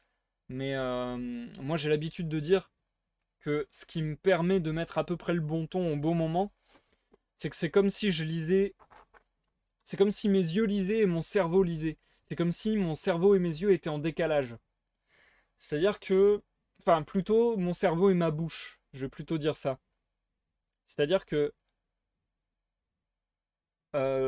c'est inconscient, hein, c'est pas du tout volontaire, mais un peu en amont, mon cerveau lit un peu plus rapidement. Ou enfin, un peu en avant. Ouais, un peu en amont, ouais, c'est ça en fait. Mon cerveau lit des phrases que je n'ai pas encore lues avec ma bouche, si je peux dire. C'est-à-dire que déjà, je vois la forme globale de la phrase. Déjà, je sais où la phrase va. Je sais s'il va y avoir un point, s'il va y avoir une virgule, s'il va y avoir un point-virgule, un tiret. Je sais si je suis au sein d'un dialogue, etc. Je sais quels mots vont être employés et du coup comment va s'organiser la syntaxe de la phrase, les propositions de la phrase. Et du coup comment je vais devoir baisser la voix ou monter la voix, donner une intonation. Si par exemple, je dis n'importe quoi, par exemple, le mot mi. Attendez, non, je vais trouver un truc mieux. Je ne sais pas, donnez-moi une expression toute faite. Euh, Pris la main dans le sac. Voilà. Admettons, je lis le mot pris avec ma bouche, vous m'entendez dire pris, mais dans mon esprit, je suis déjà en train de lire la main dans le sac. Et du coup, je me prépare déjà à dire pris la main dans le sac et pas à dire pris la main dans le sac, comme si j'avais pas compris le sens de la phrase et que j'avais cru que c'était prendre la main dans le sac et que ça aurait aucun sens. Ou bien comme si j'avais lu pris et puis vu que je savais pas c'était quoi la suite, bah, j'aurais dit pris la main dans le sac. Enfin voilà, c'est un peu ce genre de choses. Je sais pas comment expliquer, mais en gros, mon cerveau entre guillemets a une petite longueur d'avance sur ma voix. Et ça, je sais pas trop si ça se travaille, je suppose que ouais. Mais mon cerveau a une longueur d'avance, donc je. C'est comme si je faisais deux lectures simultanées, c'est comme si je lisais le texte en avance et que ma voix suivait avec un délai. Ce qui fait que j'ai le temps de comprendre le texte pour bien pouvoir le prononcer. Enfin voilà. Je sais pas si j'ai été d'une grande aide du coup sur ton questionnement, Justin. Mais ouais, voilà, je donne un peu juste moi mon ressenti personnel par rapport à la lecture à voix haute, quoi. Alors, Stylus Fantasticus. Bon, Stylus Fantasticus qui nous dit anecdote pourrie sur le fait de comprendre ce qu'on lit à voix haute. Un soir, on a tenté une lecture à deux voix de Gaspard de la nuit d'Aloysius Bertrand. Langage et vocabulaire volontairement surannés, narrateur peu évident, ponctuations inhabituelles. C'était très joli mais incompréhensible du premier coup. Je ne sais pas si ça t'est déjà arrivé Théo ou aux autres, mais c'est vraiment très frustrant. Ah, bah ça c'est ce que je dis, ça dépend vraiment. Il y a des auteurs qui, je trouve, ne se prêtent pas du tout à l'oralité aussi, hein. Euh, ou bien il faut le travailler justement. Mais ouais, il y a des styles, il y a même des époques, parce que voilà, si on commence à partir sur du vieux français ou des trucs comme ça, voilà, il y a des styles un petit peu. Les styles précieux, par exemple, sont souvent durs, je trouve, à faire à voix haute. Euh, les styles qui emploient un vocabulaire très élitiste aussi, c'est pas toujours évident. Donc ouais, je comprends totalement ce problème, et ouais, ça m'est déjà arrivé, alors à des degrés plus ou moins grands, mais je sais que par exemple, l'une des lectures que j'ai le moins appréciées de ma chaîne, voire que j'ai vraiment pas trop aimé, c'est Les Diaboliques de Barbé d'Aurevilly. Et c'était en partie, je pense, parce que le, le style ne se prêtait vraiment pas à l'oral. Donc ouais, c'est clair, il y a des trucs comme ça aussi. C'est pas évident, c'est pas évident. Et justement, j'essaie. Enfin, en général, je le sens très vite. En général, je le sens très vite et j'essaie de m'en rendre compte avant la lecture en live, en lisant deux, trois phrases, deux, trois pages. Mais ouais, on va dire que je fais un peu du repérage plutôt, c'est un peu ça. Je fais un peu du repérage où je m'en rends compte très vite et je me dis, ah oui, d'accord, là, on va plutôt partir là-dessus. Et du coup, ce qui peut aider, je dirais, dans ces situations où le style est plus complexe, c'est tout simplement de ralentir le rythme en fait, pour se réserver davantage de temps à le comprendre, ce texte. C'est pas mal de ralentir le rythme. D'ailleurs, n'hésitez pas à me dire si je lis trop rapidement. C'est vrai que je sais qu'à une époque, j'ai eu beaucoup de commentaires me disant que je lisais trop vite. Et je pense que c'est un automatisme que j'ai pris parce que je commence à avoir fait beaucoup de lectures à voix haute. Et du coup, je pense que naturellement, j'augmente le débit sans m'en rendre compte. Donc si à un moment vous trouvez que je vais trop vite, que je devrais être plus posé pour que ce soit plus compréhensible, n'hésitez pas, hein, je prends ce genre de commentaires, il n'y a pas de problème. C'est même très cool. Mais ouais, je pense que ralentir le rythme sur les styles un petit peu guindés, un petit peu complexes, ça permet justement de garder davantage de temps sur la compréhension. Et c'est pas toujours évident, mais tu peux quand même garder le rythme. Tu peux quand même garder un rythme intéressant en lisant plus à la cool, hein. Tu peux quand même. Tu peux. En fait, le truc qui est.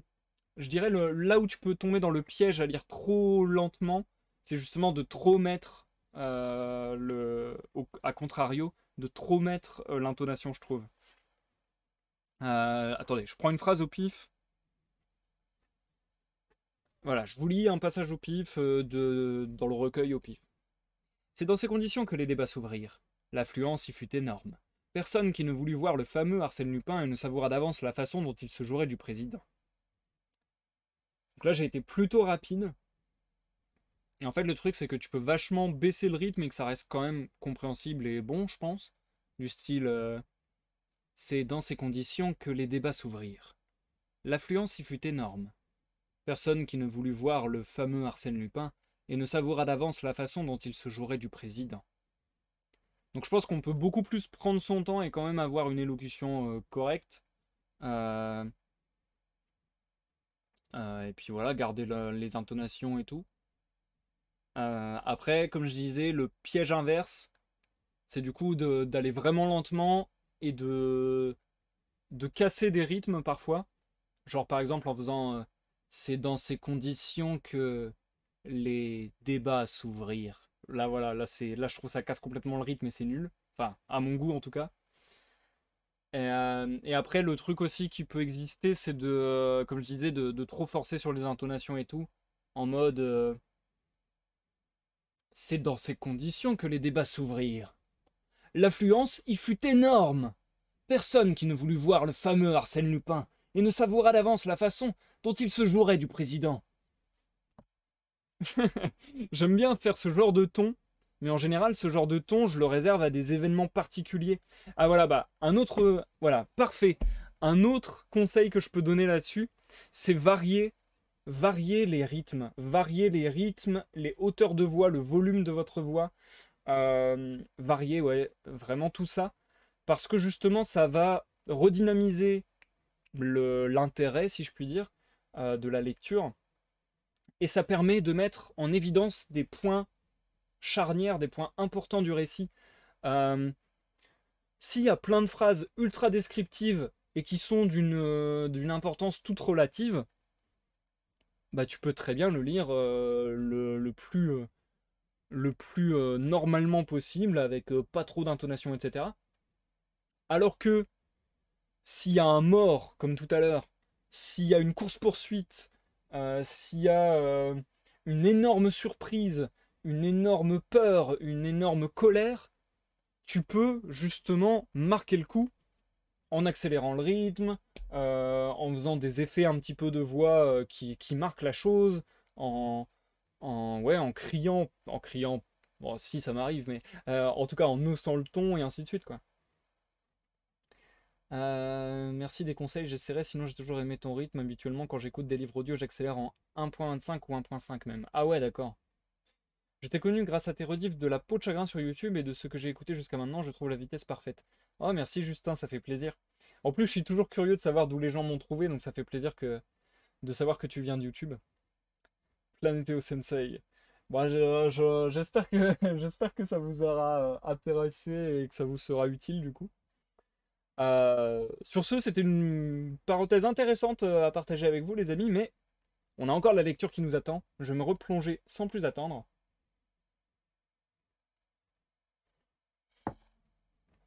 Mon petit poulpe dissident, merci, c'est gentil. Petit poulpe dissident qui dit la lecture à voix haute, ça va bien, Théo, il est fort pour vivre les choses et pour le théâtre. Moi, je t'ai découvert dans mes cauchemars, voilà, merci. Je me disais, c'est bizarre, un compliment de la part de Petit poulpe dissident. mais, euh, mais ouais, c'est vrai que euh, je dis pas ça en mode, en mode, je me jette des fleurs.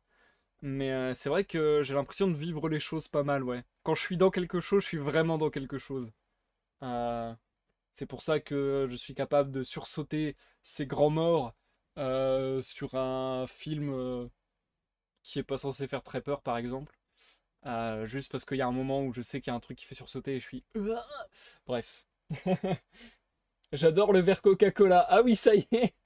Ça y est, on part totalement sur autre chose que la lecture. Eh bien oui, c'est vrai que j'adore ces verres Coca-Cola également. J'en ai une belle petite collection, ouais. Je les aime bien les verres Coca. Bah y a pas de souci, Justin. On peut discuter aussi d'autres choses, y a aucun problème. Y a aucun problème, c'est marrant. Mais c'est vrai que sur les lives de lecture, c'est toujours particulier et compliqué. euh, Parce que vu que ça a vocation à être mis en rediffusion sur YouTube, pour pas faire des épisodes trop longs et trop indigestes, j'essaie j'essaie déjà pendant la lecture de ne pas m'interrompre et j'essaie de faire des intros, pauses et outros assez rapides. Oh oui! Deux fois une soirée, on voit cette animation de follow! Cette nouvelle animation! Merci beaucoup, Eden Bryan, pour ton follow. Ça fait plaisir. Merci beaucoup, beaucoup, beaucoup. Et coucou, bienvenue sur le live. Ah, je suis trop content! J'aime trop cette animation de follow. Je vais le dire à Chéro, il va être trop content. Ça tue. Ça tue, ça tue. Tu sais c'est qui? Bah j'ai un petit indice, ouais, petit poulpe. Je me doute. Ah, je suis trop content. L'animation de follow, Hmm, elle me galvanise. J'ai trop envie de faire la suite de la DA de la chaîne. On chasse des fantômes sans toi, on t'attend. Ah, c'est gentil, c'est gentil. Par contre, après le live, je dois encore bosser sur un truc. Donc je sais pas si je vais pouvoir vous rejoindre. Je vous tiendrai au courant. Mais ouais, jolie animation. Vous le direz à Chéro, vous qui le côtoyez notamment lors des veillées. Vous irez féliciter notre ami Chéro, on l'a travaillé ensemble. Ça fait trop plaisir. Allez, trêve de bavardage. C'est hyper plaisant de parler avec vous. Mais j'ai beaucoup beaucoup parlé lors de cette pause. Et la fin de la nouvelle nous attend. Comme d'habitude, je reprends une phrase en arrière pour vous remettre un petit peu dans le truc. Euh, Je vous rappelle donc qu'on en était au moment où Salvatore balance une lettre pour dire, grosso modo, Je vous conseille d'être pas là chez vous parce que je vais venir et je vais tout récupérer. Donc, c'est très particulier, mais c'est intéressant. Et j'attends le dénouement. Allez, je mets ma pièce sur le fait que Salvatore ce soir, c'est le Lupin, je pense. On verra bien. On est reparti, bonne écoute que vous me regardiez en live sur Twitch ou en rediffusion sur YouTube, et à tout à l'heure pour l'outro les amis. Le 7 de cœur, suite et fin. Il y avait dans cette missive un ton d'ironie courtoise, et dans la demande qu'elle exprimait, une si jolie fantaisie que je me délectais. C'était d'une désinvolture charmante, et mon correspondant semblait tellement sûr de mon acquiescement. Pour rien au monde je n'eusse voulu le décevoir, ou répondre à sa confiance par l'ingratitude. À 8 heures, mon domestique, à qui j'avais offert une place de théâtre, venait de sortir, quand Daspry arriva. Je lui montrai le petit bleu. « Eh bien, me dit-il. Eh bien, je laisse la grille du jardin ouverte, afin que l'on puisse entrer. Et vous vous en allez. Jamais de la vie. Mais, puisqu'on vous demande, on me demande la discrétion. Je serai discret, mais je tiens furieusement à voir ce qui va se passer. » Daspry se mit à rire. « Ma foi, vous avez raison, et je reste aussi. J'ai idée qu'on ne s'ennuiera pas. » Un coup de timbre l'interrompit. « Déjà ?» murmura-t-il. « Et 20 minutes en avance. Impossible. » Du vestibule, je tirai le cordon qui ouvrait la grille. Une silhouette de femme traversa le jardin. Madame Andermatt. Elle paraissait bouleversée, et c'est en suffoquant qu'elle balbutia. « Mon mari, il vient. Il a rendez-vous. On doit lui donner les lettres. »« Comment le savez-vous » lui dis-je. « Un hasard. Un mot que mon mari a reçu pendant le dîner. »« Un petit bleu ?»« Un message téléphonique. Le domestique me l'a remis par erreur. Mon mari l'a pris aussitôt, mais il était trop tard. J'avais lu. »« Vous aviez lu. »« Ceci à peu près. À 9 heures ce soir, soyez au boulevard Maillot avec les documents qui concernent l'affaire. En échange, les lettres. » Après le dîner, je suis remonté chez moi et je suis sorti. « À l'insu de M. Andermatt ?»« Oui. » Daspry me regarda. « Qu'en pensez-vous ?»« Je pense ce que vous pensez, que M. Andermatt est un des adversaires convoqués. »« Par qui? Et dans quel but ?» ?»« C'est précisément ce que nous allons savoir. » Je les conduisis dans la grande salle. Nous pouvions, à la rigueur, tenir tous les trois sous le manteau de la cheminée et nous dissimuler derrière la tenture de velours.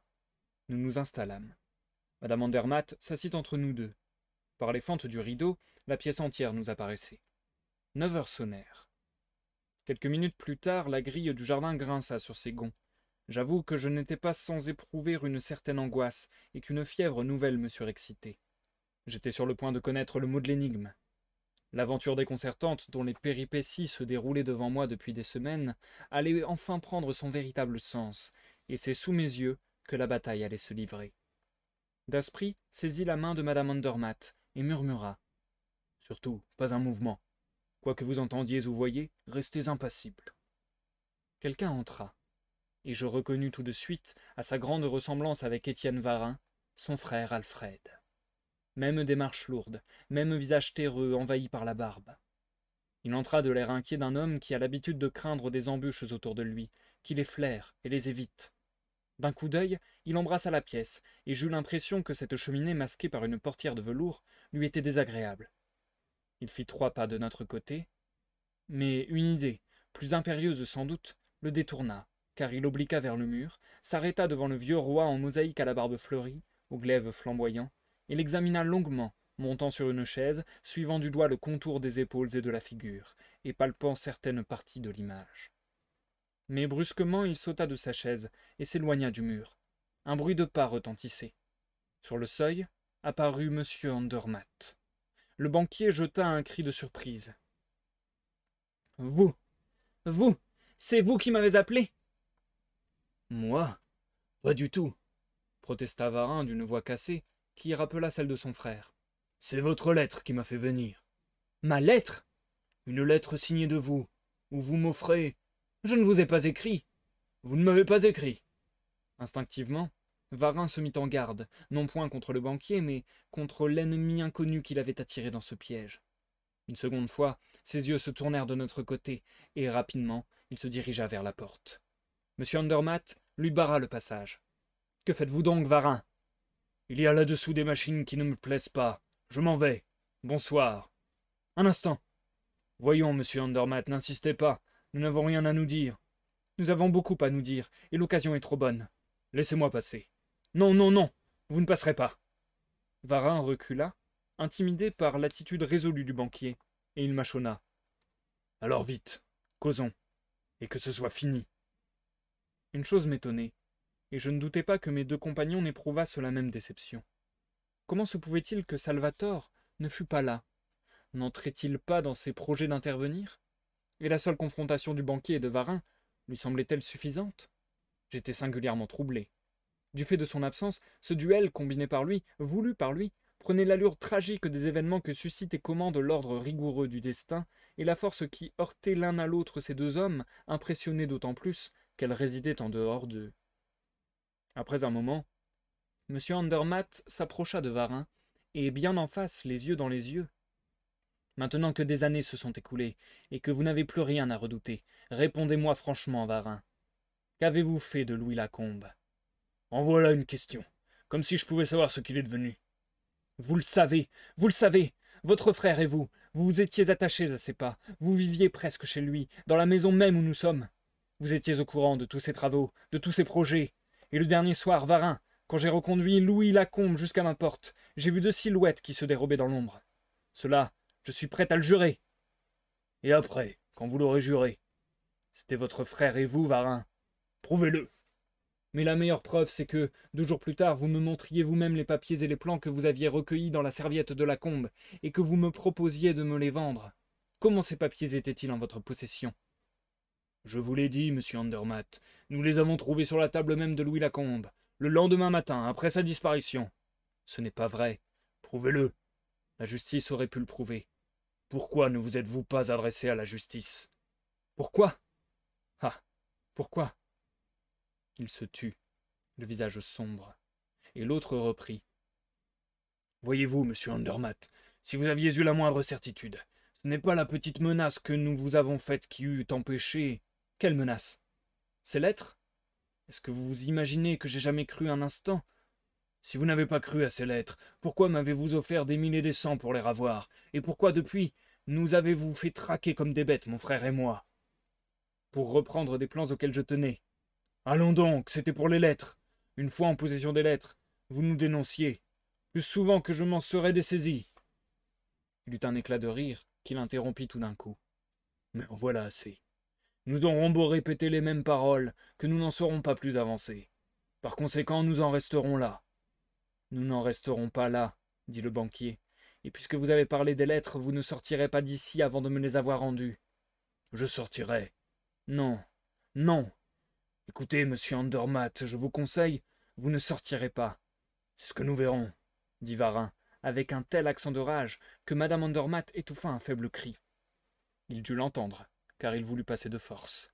Monsieur Andermatt le repoussa violemment, alors je le vis qui glissait sa main dans la poche de son veston. Une dernière fois, les lettres d'abord. Varin tira un revolver, et visant monsieur Andermatt. Oui ou non? Le banquier se baissa vivement. Un coup de feu jaillit. L'arme tomba. Je fus stupéfait. C'était près de moi que le coup de feu avait jailli. Et c'était Daspry, qui, d'une balle de pistolet, avait fait sauter l'arme de la main d'Alfred Varin. Et dressé subitement entre les deux adversaires, face à Varin, il ricanait. Vous avez de la veine, mon ami. Une rude veine. C'est la main que je visais, et c'est le revolver que j'atteins. Tous deux le contemplaient, immobiles et confondus. Il dit au banquier. Vous m'excuserez, monsieur, de me mêler de ce qui ne me regarde pas, mais vraiment vous jouez votre partie avec trop de maladresse. Permettez-moi de tenir les cartes. Se tournant vers l'autre. À nous deux, camarades, et rondement, je t'en prie. L'atout est cœur, et je joue le 7. Et, à 3 pouces du nez, il lui colla la plaque de fer où les 7 points rouges étaient marqués. Jamais il ne m'a été donné de voir un tel bouleversement. Livide, les yeux écarquillés, les traits tordus d'angoisse, l'homme semblait hypnotisé par l'image qui s'offrait à lui. « Qui êtes-vous » balbutia-t-il. « Je l'ai déjà dit, un monsieur qui s'occupe de ce qui ne le regarde pas, mais qui s'en occupe à fond. »« Que voulez-vous ?»« Tout ce que tu as apporté. Je n'ai rien apporté. Si, sans quoi tu ne serais pas venu. Tu as reçu ce matin un mot te convoquant ici pour 9 heures, et t'enjoignant d'apporter tous les papiers que tu avais. Or te voici. Où sont les papiers? Il y avait dans la voix de Daspry, il y avait dans son attitude, une autorité qui me déconcertait, une façon d'agir toute nouvelle chez cet homme plutôt nonchalant d'ordinaire et doux. Absolument dompté, Varin désigna l'une de ses poches. Les papiers sont là. Ils y sont tous? Oui. Tous ceux que tu as trouvés dans la serviette de Louis Lacombe et que tu as vendus au major von Lieben. Oui. Est-ce la copie ou l'original? L'original. Combien en veux-tu? 100 000. Daspry s'esclaffa. Tu es fou. Le major ne t'en a donné que 20 000. 20 000 jetés à l'eau, puisque les essais ont manqué. On n'a pas su se servir des plans. Les plans sont incomplets. Alors pourquoi me les demandez-vous? J'en ai besoin, je t'en offre 5 000 francs, pas un sou de plus. 10 000, pas un sou de moins. Accordé. Daspry revint à M. Andermatt. Veuillez signer un chèque, monsieur. Mais c'est que je n'ai pas... Votre carnet, le voici. Ahuri, M. Andermatt palpa le carnet que lui tendait Daspry. C'est bien à moi? Comment se fait-il? Pas de vaines paroles, je vous en prie, cher monsieur, vous n'avez qu'à signer. Le banquier tira son stylographe et signa. Varin avança la main. Bas les pattes, fit Daspry, tout n'est pas fini. Et s'adressant au banquier, il était question aussi de lettres que vous réclamez. Oui, un paquet de lettres. Où sont-elles, Varin? Je ne les ai pas. Où sont-elles, Varin? Je l'ignore. C'est mon frère qui s'en est chargé. Elles sont cachées ici, dans cette pièce. En ce cas, vous savez où elles sont. Comment le saurais-je? Dame, n'est-ce pas vous qui avez visité la cachette? Vous paraissez aussi bien renseigné que Salvatore. Les lettres ne sont pas dans la cachette. Elles y sont. Ouvre-la. Varin eut un regard de défiance. Daspry et Salvatore ne faisaient-ils qu'un réellement, comme tout le laissait présumer? Si oui, il ne risquait rien en montrant une cachette déjà connue. Sinon, c'était inutile. Ouvre-la, répéta Daspry. Je n'ai pas de 7 de cœur. Si, celui-là, dit Daspry en tendant la plaque de fer. Varin recula terrifié. Non, non, non, je ne veux pas. Qu'à cela ne tienne. Daspry se dirigea vers le vieux monarque à la barbe fleurie, monta sur une chaise et appliqua le 7 de cœur au bas du glaive, contre la garde, et de façon que les bords de la plaque recouvrissent exactement les 2 bords de l'épée. Puis, avec l'aide d'un poinçon qu'il introduisit tour à tour dans chacun des 7 trous, pratiqués à l'extrémité des 7 points de cœur, il pesa sur 7 des petites pierres de la mosaïque. À la 7e petite pierre enfoncée, un déclenchement se produisit, et tout le buste du roi pivota, démasquant une large ouverture, aménagée comme un coffre, avec des revêtements de fer et de 2 rayons d'acier luisant. Tu vois bien, Varin, le coffre est vide. En effet. Alors c'est que mon frère aura retiré les lettres. Daspry revint vers l'homme et lui dit. Ne joue pas au plus fin avec moi. Il y a une autre cachette. Où est-elle? Il n'y en a pas. Est-ce de l'argent que tu veux? Combien? 10 000. Monsieur Andermatt, ces lettres valent-elles 10 000 francs pour vous? Oui, dit le banquier d'une voix forte.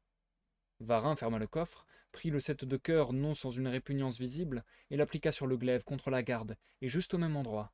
Successivement, il enfonça le poinçon à l'extrémité des 7 points de cœur. Il se produisit un second déclenchement, mais cette fois, chose inattendue, ce ne fut qu'une partie du coffre qui pivota, démasquant un petit coffre pratiqué dans l'épaisseur même de la porte qui fermait le plus grand.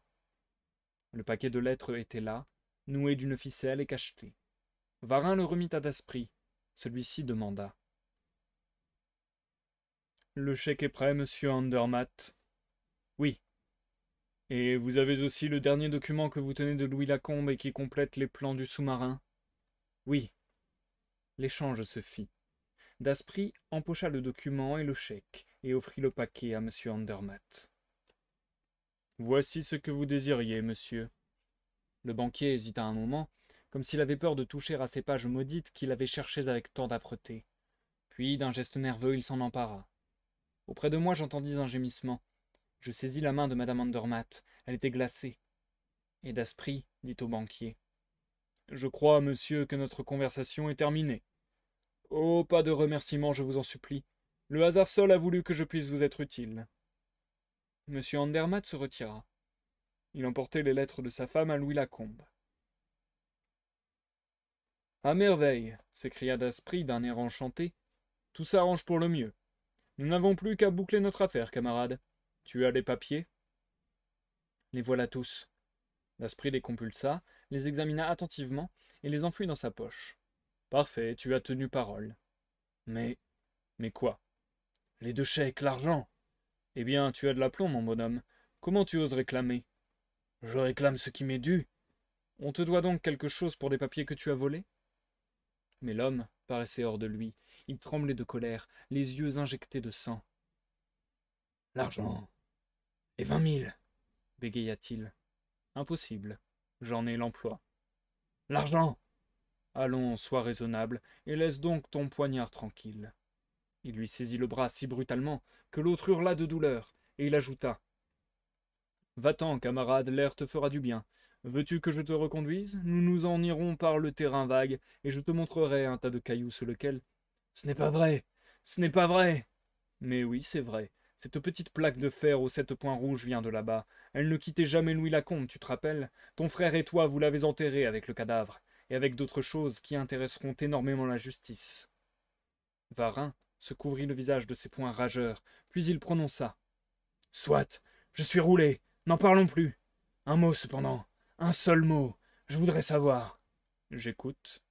Il y avait dans ce coffre, dans le plus grand des deux, une cassette. Oui. Quand vous êtes venu ici, la nuit du 22 au 23 juin, elle y était. Oui.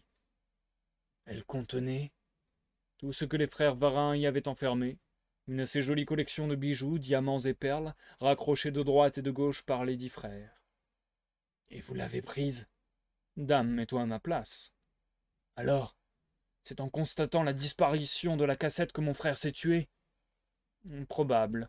La disparition de votre correspondance avec le major von Lieben n'eût pas suffi, mais la disparition de la cassette... Est-ce là tout ce que tu avais à me demander?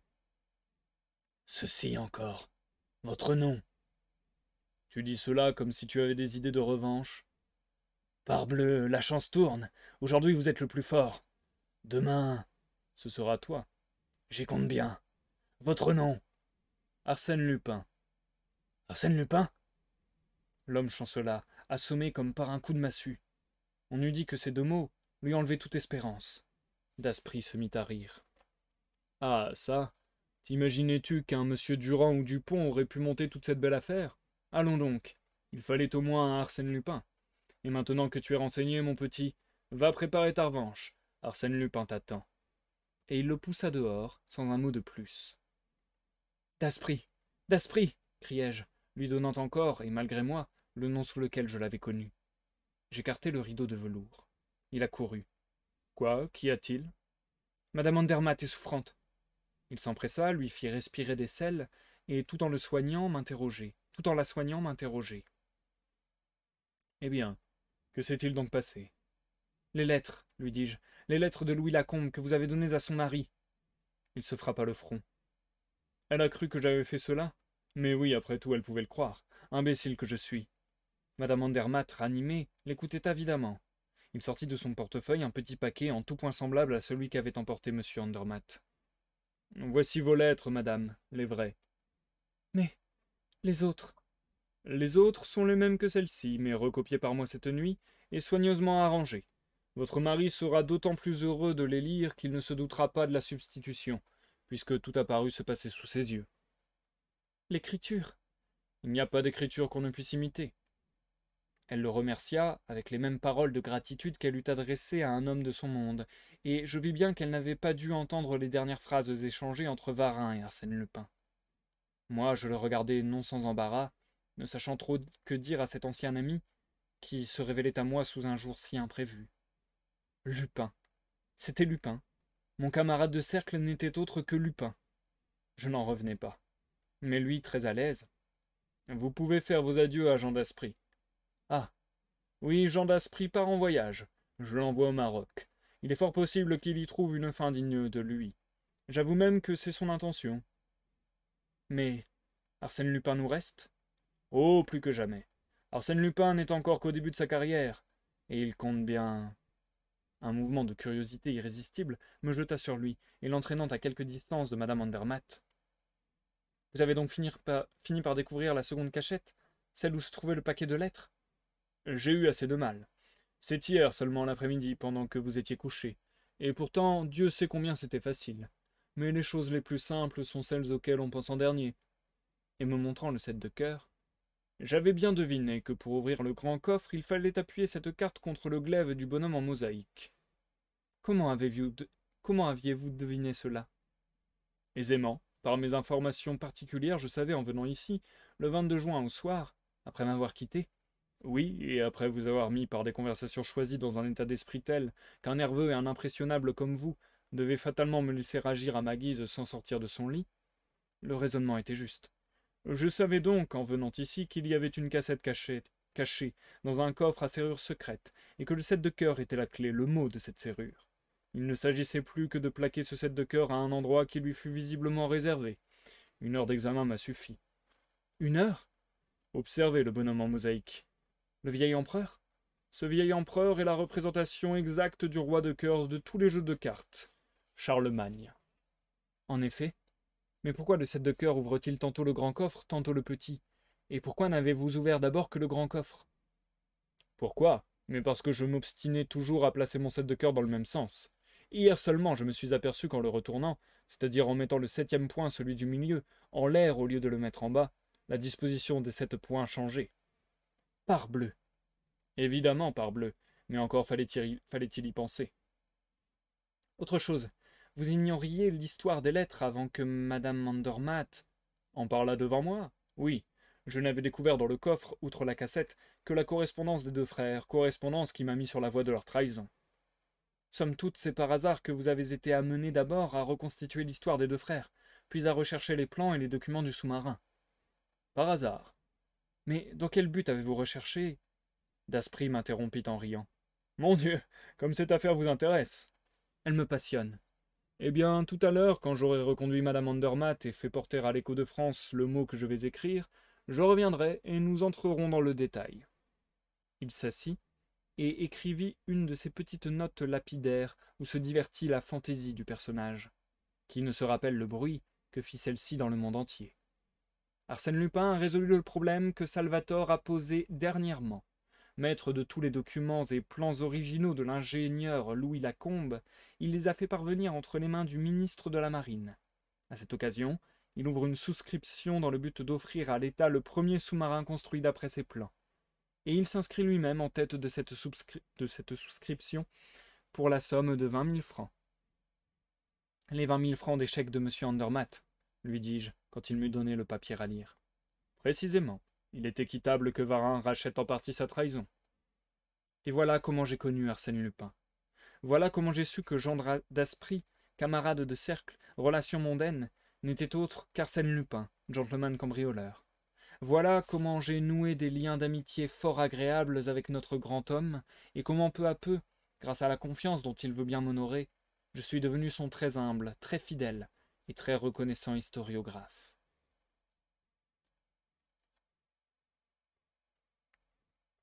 Et c'est la fin de la nouvelle, le 7 de cœur. Ça sera donc également la fin du live d'aujourd'hui. Nous passons à l'outro, chers amis. Je vais faire court sur cet outro parce que tout simplement j'ai les gorges vocales, j'ai les cordes vocales un petit peu éraillées là. J'ai peut-être un peu forcé beaucoup sur ma voix, je sais pas, j'ai pas l'impression pourtant, mais ouais, j'ai fait des personnages avec des voix un peu spéciales, entre guillemets, mais bon. Encore une fois, j'arrête pas de me répéter, mais ça fait des semaines et des mois que j'ai l'impression de pas retrouver ma voix complète, c'est trop chiant. Parce que j'aime bien jouer avec ma voix justement. Mais bon, bref. Et encore une fois, en effet, euh, on s'en doutait.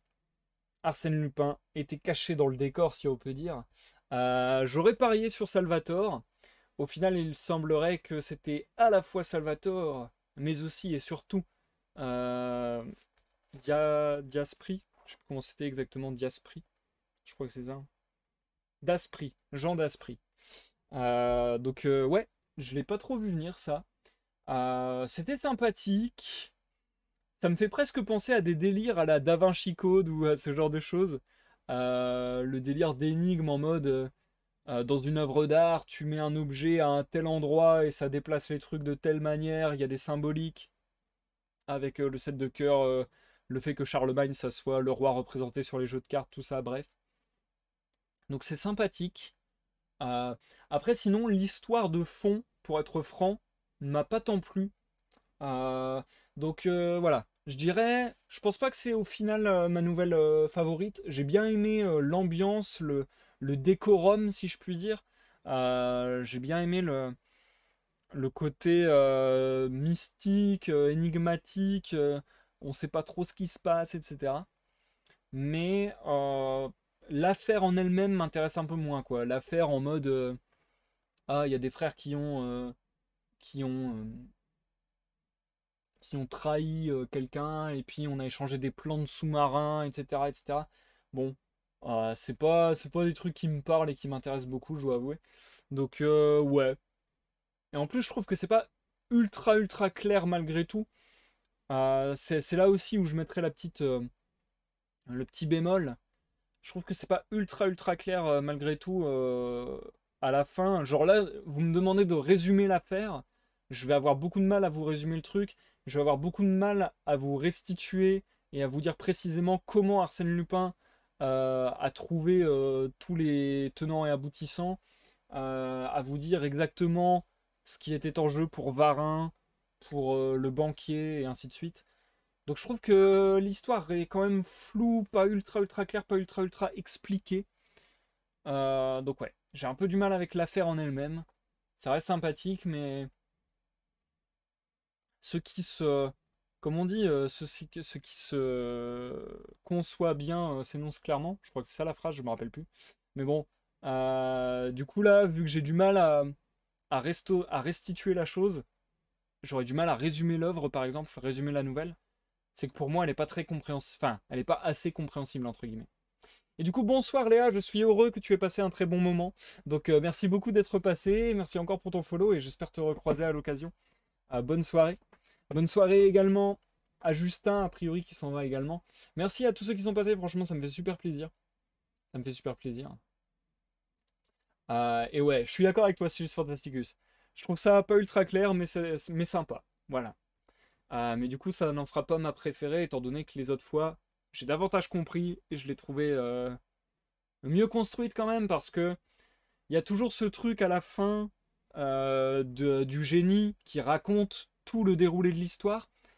Là, j'ai l'impression qu'Arsène Lupin reste vachement, vachement évasif et donne pas le détail. Et en fait, c'est un problème souvent dans les œuvres, on va dire, où l'enquête est primordiale. C'est que ben, si même le mec qui est censé euh, résoudre l'enquête ne l'explicite pas de manière claire, précise, détaillée, bah ça dévalorise un petit peu l'ensemble. On se dit, ah bah en fait, il a, entre guillemets, il a pas eu, comment dire, euh, en fait, enfin, je vais aller loin, mais on se dit plus qu'il a eu de la chance. C'est bien sûr pas ça, mais voilà. Ça met moins en exergue son ingéniosité, son talent, et on se dit plus, ah ok, il a cherché, il a trouvé, et voilà quoi. Je sais pas, c'est moins impressionnant, ça donne moins d'impact à la résolution, quoi. Enfin bon, bref. Je vais m'arrêter là-dessus, les amis, parce que le live a duré quand même longtemps. J'ai pas mal parlé en intro, pas mal parlé lors d'une des pauses. Même lors des deux pauses au final. Bref. Prochaine lecture, ça sera vendredi à 21h. Ce sera le prochain live d'ailleurs. Je vous lirai la nouvelle Le coffre-fort de Madame Imbert. Et je crois que je vous lirai également la nouvelle La Perle Noire. Et donc ça sera l'avant-dernier live sur cette œuvre, les amis. N'hésitez pas sur YouTube, comme d'habitude, à laisser un like ou un dislike selon votre appréciation de cette lecture, de ce live. N'hésitez pas à laisser des commentaires, à vous abonner et tutti quanti. Je vous invite vendredi pour la suite, mais je vous invite également samedi pour un live de gaming, du coup, ou donc à 14h, ou dimanche pour une veillée sur mon Discord de 21h à minuit minimum.